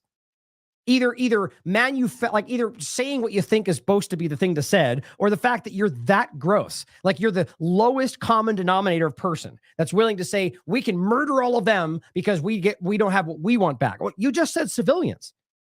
So all the children, as long as you want your people back. In what world is that? Is that some kind of, like, you have to realize that the American perspective, the agenda or the perception is that we're fighting for good reason. It's not true. Not that we're just fighting because we want this and we're the ones that are going to take it, but the idea that we're doing it because it's the right thing to do. That's not the right thing to do. Just because your people got taken, you're going to murder their people too. So you're just as bad. You are the bad thing you claim you're pointing at. And I don't think they even care. Again, you want my honest opinion? I think this guy's just trying to sound tough. I think he's just trying to sound like the persona that he's always put forward and wants to shock people and say that I stand with them because that's what the power of what we would do. America. Dumb. It's dumb, disgusting, lowbrow nonsense. And I think he should be called out for it. You go against. We're going to start bombing motherfuckers and killing fucking civilians. 30, 40,000 a fucking time. So you civilians better fucking pack up and fucking get these fucking motherfuckers and you go against Hamas. You fucking go against them. Yeah, go ahead, children. You know, 50,000 kids. You fight against the group that Israel funded to fight you. So uninformed. We're not playing fucking games with you. But that's the only thing people understand. This is what happened in Nagasaki and Hiroshima. Oh, right. So it's okay that we just drop nuclear bombs on a civilian location, even as all Japanese fronts were in retreat? I can guarantee he doesn't know that. It's just American exceptionalism. It's disgusting. It is about pretending that we're all good and great because we have enough power to take what we want. It makes me sick. And again, it is a changing reality, guys. That's not what most people think, I would argue. But just think about how disgusting that is. Openly saying this about civilians. Now let's reverse the situation. Right? So you're saying you have our hostages, right? Okay, well, I could give you countless examples of circumstances in this country where people are perceived to be held. People that are captured from foreign countries. How about just Native Americans for that matter, right? I mean, the idea that you could literally make the argument that means that we can just murder and bomb whoever we want until we get what we want. Yeah, you must have been talking to Netanyahu today. God, I've never had much respect for this ridiculous person, but it's completely zero at this point. Now, here's examples of the kind of stuff that comes from, right? So this person either just says that because it's what he thought he was supposed to say, or he's listening to people like this, or any of the other propagandist liars I've shown you. Eviva Klampus says in Kibbutz Be'eri, you know, the most obvious example of the Hannibal directive or procedure. 80% of the recovered bodies show signs of torture. I mean, no citation, just stating lies. I mean, the reality is that this was a scene that was proven to have been engaged with by the IDF, and all of the things they've later touted, like this ridiculous person right here on saying we saw children on clotheslines. That was a lie. I've showed you this clip. This is directly from Israeli media saying these are all lies. Where is that? Right? I'm trying to find the line where it says, in any case, I'll include this. You can watch for yourself. Yeah, he says, well, no 8 babies were killed in Be'eri. No women named Jenna even lived there. And, you know, they're breaking this down. This guy lied about this. The reporter that talked about this, but the clothesline, like the same day came back and was like, that's a lie. It's not true. I apologize. Or how about the lady we just told you? It said 67 different sperms in this one woman. And then the next day she came out and said, I apologize. That was a rumor. But my point is those things already got what they wanted out of it. It was a screamed narrative that got a momentum of the day, and then the response gets suppressed and throttled and hidden. And so some of you see it, but the vast majority of people go forward thinking, oh, another example of how obviously they raped everybody. It works on some people. But the point is that this person is lying right there. Again, Palestinians will tell you that's obviously not what actually happened, that they went in to get hostages in order to exchange for their people. And it was very militant in a sense, like military organized. You could disagree, but everything we have coming from the IDF, coming from Israelis who were there, who saw it, who didn't end up getting taken, or those that came back, is completely the opposite of that. Like diametric opposite. She also says recovery workers, and we're talking about Zaka and the groups that have been caught lying repeatedly about the women, the babies in the oven, the babies, woman out of the stomach. I mean, that lie after lie after lie. And they're still saying those things. Even of Haaretz and people who were there with them said that's not true. But she goes on to say those people described people with their hands bound, which has already been shown to be an allegation that has been, these were people that were bound. Anyway, all of these are lies, guys. Burnt to death, right? All of these have been shown to be lies. The only people that were burned to death were burned because they bombed the buildings when they had them inside. That's been admitted to. Some bodies were found decapitated. That's been proven to not be true. The entire families were butchered. Same thing. And I'll include this again, just because it's one of the examples of the average person will find more clout coming from a person from The Guardian, but it shouldn't. My point is, Owen Jones from The Guardian went to the special screening and made this video telling you it's not at all what they're saying. No proof of beheaded babies, no proof of Hamas killing children, no proof of rape, any of it, none of it. Beheading humans.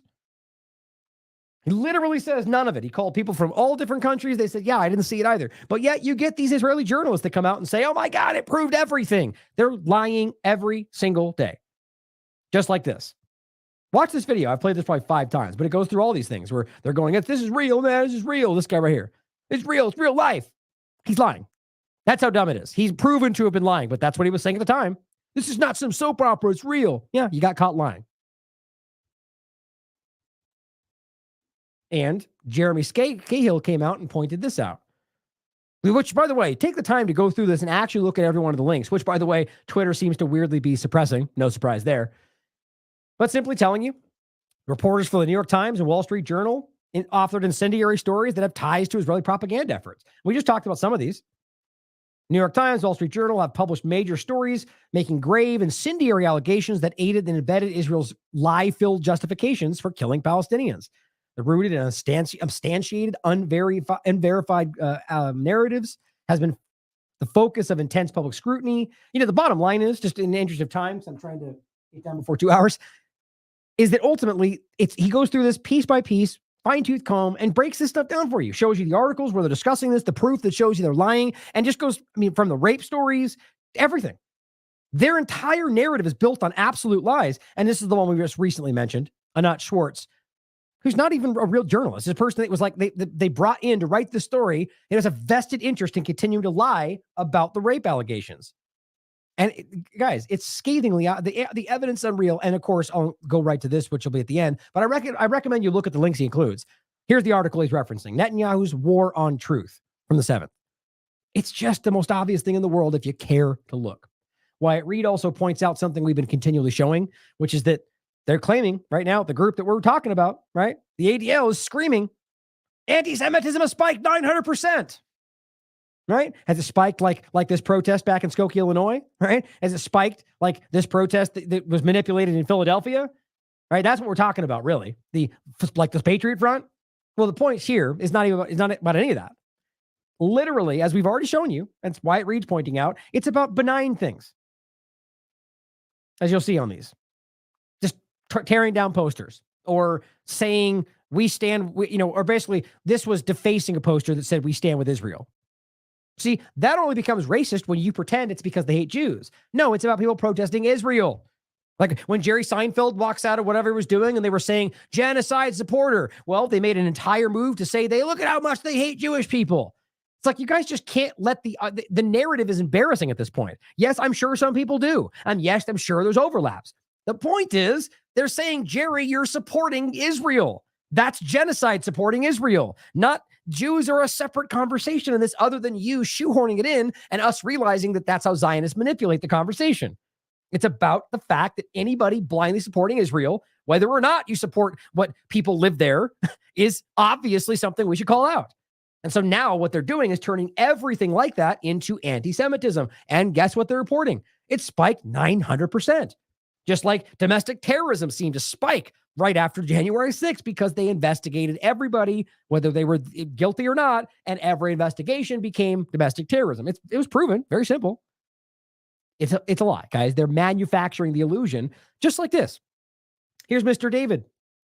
Guess what? Millions in Brazil joined a protest to support Israel, he says.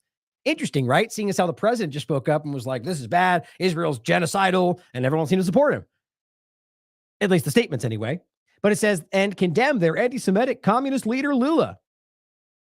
What's hilarious about this is he's wrong. I don't even think he cares. Thank you, Brazilians. We won't. My point is, it doesn't matter because he gets 8,000 likes and all. The point is, people see it, they pretend that's the case, and it gets a little more. They manipulate your opinion a little bit more. The point is, here's Mr. Propagandist in Chief, Hananya Naftali, who's caught lying multiple times already, who I think is kind of the one guiding this, like just take what he says and repeat it like verbatim. But he goes, wow, over 1 million stand with Israel and a massive show of support for Brazil. And then he gets fact checked. It's like, they don't care. They don't care. And the point is, I'm not believing the fact check. Look at the articles. It's not actually what's happening. This was actually from the beginning of February. And what it says is, where was the date on it? Anyway, I forget the date, or somewhere in February. I don't think it was actually yesterday, but either way, it's not the point about the date. The point is, it's a very, very prominent Bolsonaro support protest or rally. They're there in support of Bolsonaro. It has nothing to do with his statements about Israel. It has nothing to do with supporting Israel. They're there protesting, as it says, that he denies a coup plot, basically, as people are worried that Bolsonaro is raising, support to be able to take control back and whatever. But of course, liars can't miss an opportunity. So they step in and they go, yay, thanks for supporting Israel. And I simply just said, you mean this march in support of Bolsonaro? Do you intentionally lie about everything, or do you just genuinely not give an S? My God. Do we need to see more? Like, at the very least, if you think he's just accidentally lying every 20 seconds, ask yourself why you trust what he's saying. The point is, these guys are clearly being put to aggressive, incessant, manipulative propaganda. Ask yourself why that is. Lastly, on the idea of the convoys. Oh, here, let me close a couple things. Oh, that was it. On the idea of the convoys and just what they're doing to these people, right? I'll make sure I got that, actually. How did I miss that? Hold on. Glad I saw it now. I hate having to wait when I'm ending. I'm going to play that at the end. But we're talking about the convoy, right? The convoy that they keep lying to us about. In regard, not the well, I'd say that's confusing for other conversations, for the delivery of humanitarian aid to Gaza. I keep telling you this, and those that are watching the show, you already know this. You're already very aware of the reality that Israel continues to block it. They continue to praise their settlers, illegal settlers, who continue to block it. And yet then they stand up and they go, you're lying. We're doing everything, and you guys don't care. You hate Jews. That's it. I mean, that's my point about it. They know we can see it. They know that most people are going to look and tell that they're lying. It's desperation in hopes that, I guess, you just win one more person over into thinking, because you already know you're caught. It's obvious. There's no hiding it. So what are you going to do? You don't stand up and give up, like they're asking Hamas to do. No, you push back and you lie to the bitter end, right? Well, here he is, as I said before, actually, Mads Gilbert pointing out satellite imagery, literally proving to you that they're holding all these trucks at the crossing, right? In fact, the location they're pretending is not even happening at. But Elon Levy continues, as I wrote, to shamelessly lie about this. According to the UN, Egypt, and pretty much everybody else, it's Israel literally making sure in every possible angle that aid does not enter. Like, some does get through, guys, you understand. But there's, as I'll show you in regard to actually, we'll just start with this point, as even CNN pointed out. Before October 7th, it was roundly discussed that it was wildly insufficient. The aid that was going through just was not meeting the needs. People were already wildly food insecure. They were already starving in some cases, already struggling. And you just look up the articles going back decades. The UN has been screaming about how they're food insecure and how it's not, and how their water was 97% undrinkable. That's before October 7th. My point is, if it was insufficient then, and what they're saying is, as of October, where was it? Son of a gun. Yeah, okay, it's right here. That as of, if it was 500 trucks, October 6th and before, and, varying. And that was insufficient. And to the point to where people were already on the verge of starvation or food insecurity. The point is, an average of 95 trucks a day are entering. When it was 500 a day, and that wasn't meeting the needs, and they were already borderline starving. So now it's down to 95. So you can pretend, oh my, like that's the game they played the day. We're like, we sent 5 trucks full. People that don't understand why that's not enough will go, oh my God, look at all the stuff they're sending. Guys, it's a bullet. It's not even a Band-Aid in a bullet hole. It's an insult. It's not, it's a fraction of a fraction of a fraction of what was barely meeting their needs before the war. So that's what's happening. That's not because of Egypt. It's not because of the UN. It's not because of anybody but Israel. And everybody will tell you that. So what this point is not only are they blocking that, but I make sure we understand that's the aid, by the way, that is being used to feed your hostages. So by doing this, you're starving them too. But I don't think they care by that, as it's likely by design. You just can't miss that point. Like, how, if you're going to pretend this is going to go on for months and you're not allowing food in, like, that is a very clear equation. They're going to starve, some of them at the very least, and those are your people, and you're going to blame Hamas for it. So you're a terrorist. I mean, it's very clear to me. But here's more proof of this. Here is Samantha Power, who, by the way, nobody should be saying is a good person in all this. She was literally just caught, but publicly kind of asked about, how do you support this if we're, it seemed like a, unawares U.S. aid employee who doesn't realize what they're doing is, ruining countries and regime changing people, who stood up and said, like, but what about our doing the good work we do, and that supporting Gaza will undermine that. Those in the know would go like, oh, you poor soul, you don't understand what's going on. But nonetheless, her response was just ridiculous. It just stepped right over the question and was like, well, we have to do, like, it was an equivocation. It didn't mean anything. But I still think that she gets the message, like, your support is, people see right through you. So a lot of them are beginning to, pretend to push back. So Rami points out, well, first I'll just read this. So she says more than 500 trucks should be, again, this is what's embarrassing. So 500 was not getting it done before October 6th. They were already being starved. And so now she goes, that's how much should be coming through. Well, let's just say they go back to 500. Well, they're still not even meeting the needs of before. But let's pretend like that's enough. See the game that gets played. But it says in the past week, now it's down to 85 a day. That's 10 less than it was, and 500 wasn't getting it done in the first place. Everything behind her, she says, is the World Food Program warehouse, which, by the way, they just had to shut down because they're not being protected, and Israel's shooting them like everybody else. They should be in Gaza to address what they call catastrophic world hunger. But it says aid workers are confronting extreme danger every day from, as she tells you right here, IDF military operations. They say, then she goes on to say, organized criminals, that's settlers, by the way, and even desperate civilians increasingly overrunning trucks.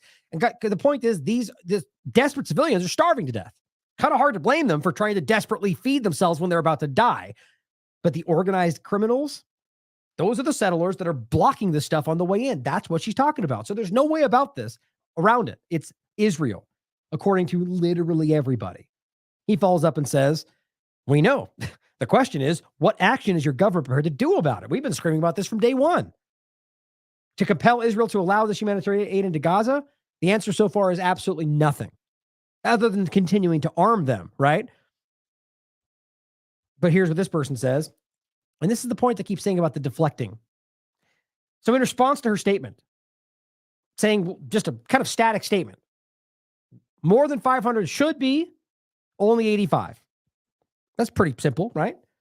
And saying what they're calling catastrophic hunger, which literally is obvious. Everybody can see that. Here's what Benjamin says, who is basically, as you can see on his account, his name is literally Ben Tel Aviv. It says, say something about the needs of the hostages. Say anything. Say something about the responsibilities of Arab states. Say anything. Say something denouncing Hamas. Say anything. Is it so difficult? Is that really hard? It just makes my skin crawl. And as Austin Powers rightly says, oh, for F's sake, nobody's denying the suffering and trauma caused by Hamas. What the world is now seeing is the barbarism of Netanyahu and the IDF. The real sickening part is that my government and tax dollars are complicit. Ask Aaron Bushnell how he saw things. My point is kind of the first part, but you're right. Why is it so upsetting for you, what I would argue are the Zionist Israelis, for someone to highlight the problem that's taking place? No one said only unique to Gaza people, but you're doing this. You know that you can't have that only highlighted. So instead of going, yes, but this is happening too, you just go, what, only October 7th matters. Say something about them. Guess what? She has, Benjamin. They've all been screaming about October 7th nonstop. But the one time she goes, not even saying that Israel's responsible really, but burying that part, but just acknowledging that they're struggling. And your outrage is that how dare you not also talk? It's I guess whataboutism in a way. To care, to not, like, what is that? Here's the crazy part. That is about the hostages. I just made that point. She's saying the trucks are not coming through. Who do you think's feeding them, Benjamin? So you see my point? This is just this desperate effort to kind of keep, this is propaganda. I actually believe that. This is effort to try to keep you from acknowledging they've lost already, guys. This is an overwhelmingly obvious narrative. And last point, here's Cuds showing you same point from before. Al Jazeera released exclusive aerial footage revealing thousands of aid convoys awaiting permission to enter Gaza, while Israel intentionally delays their entry while lying about it, and children are starving to death. Literally, I mean actually starving right now. This deliberate action is causing severe famine, posing a threat to thousands of Palestinians suffering from hunger and children facing malnutrition-related deaths, which that's a buzzed out picture right there. I mean, actually, not hyperbole. Right as we're speaking, there's a child starving to death in Gaza, and they're laughing and having raves and, destroying food on TikTok videos because they all care about humanity, right? Well, here's October 7th, factcheck.com pointing out this Kogat Online, the one that pretended to bring food to that hospital, but then it turned out they lied about that. It's just a propaganda platform. It's not as much as it's like an official group. It's a wildly Zionist pro-Israel platform, and they're caught. This breaks it down. They've stated publicly, Israel's not blocking the aid because that's the narrative, right? But this is false. It's been publicly proven false, and they break this down in this thread, but it's easy to prove. The statement is based, and this is how dumb this is, right? You can prove it with the actual evidence I'm showing you, but you can also prove it by actually listening to what Netanyahu says and comparing that to what the propagandists on Twitter are saying. For example, the statement is contradicted by Netanyahu himself, who said on January 18th that Israel was, quote, only allowing the absolute minimum necessary to prevent a humanitarian crisis. Which is, by the way, the reason they pretended there's not a humanitarian crisis. But how can you only allow the absolute minimum and then act like you're allowing all the aid to flow in unfettered? Well, that's what Elon Levy is saying. Oh my God, I'm shocked. He's completely lying. Oh my gosh.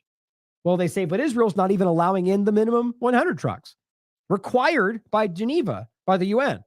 The UN data shows only 79 trucks per day on average have entered.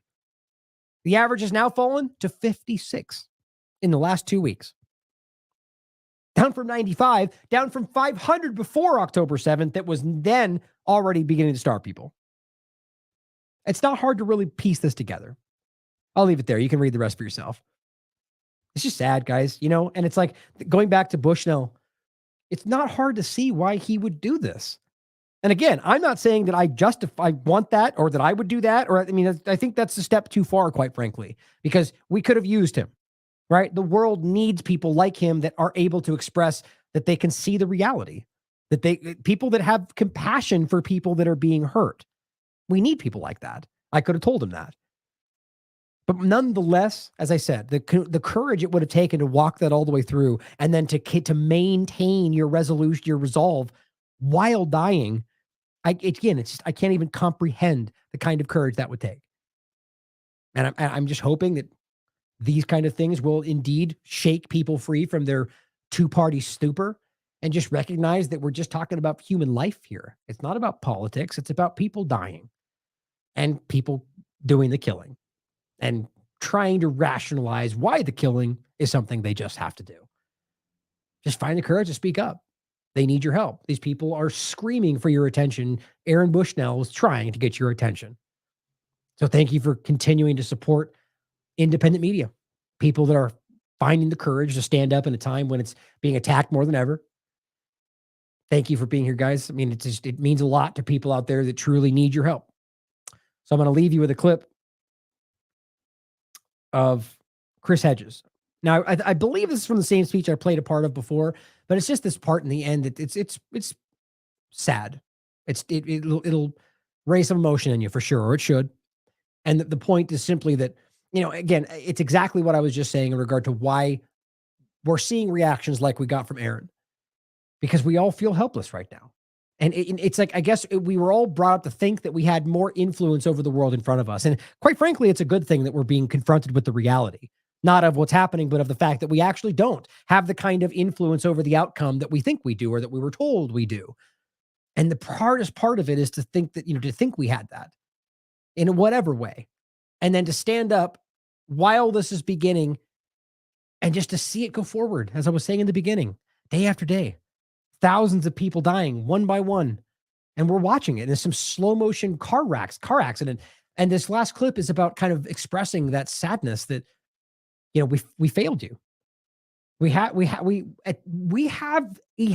we have the ability as the peoples of these countries to actually stop this, and we've failed them.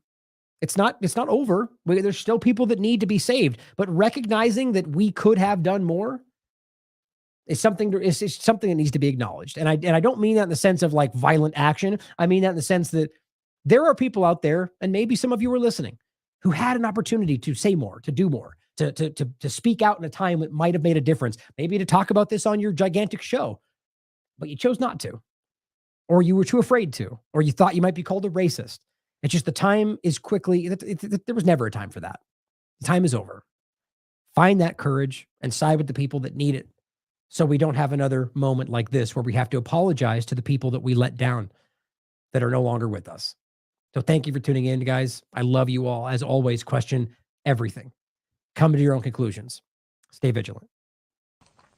We have failed you.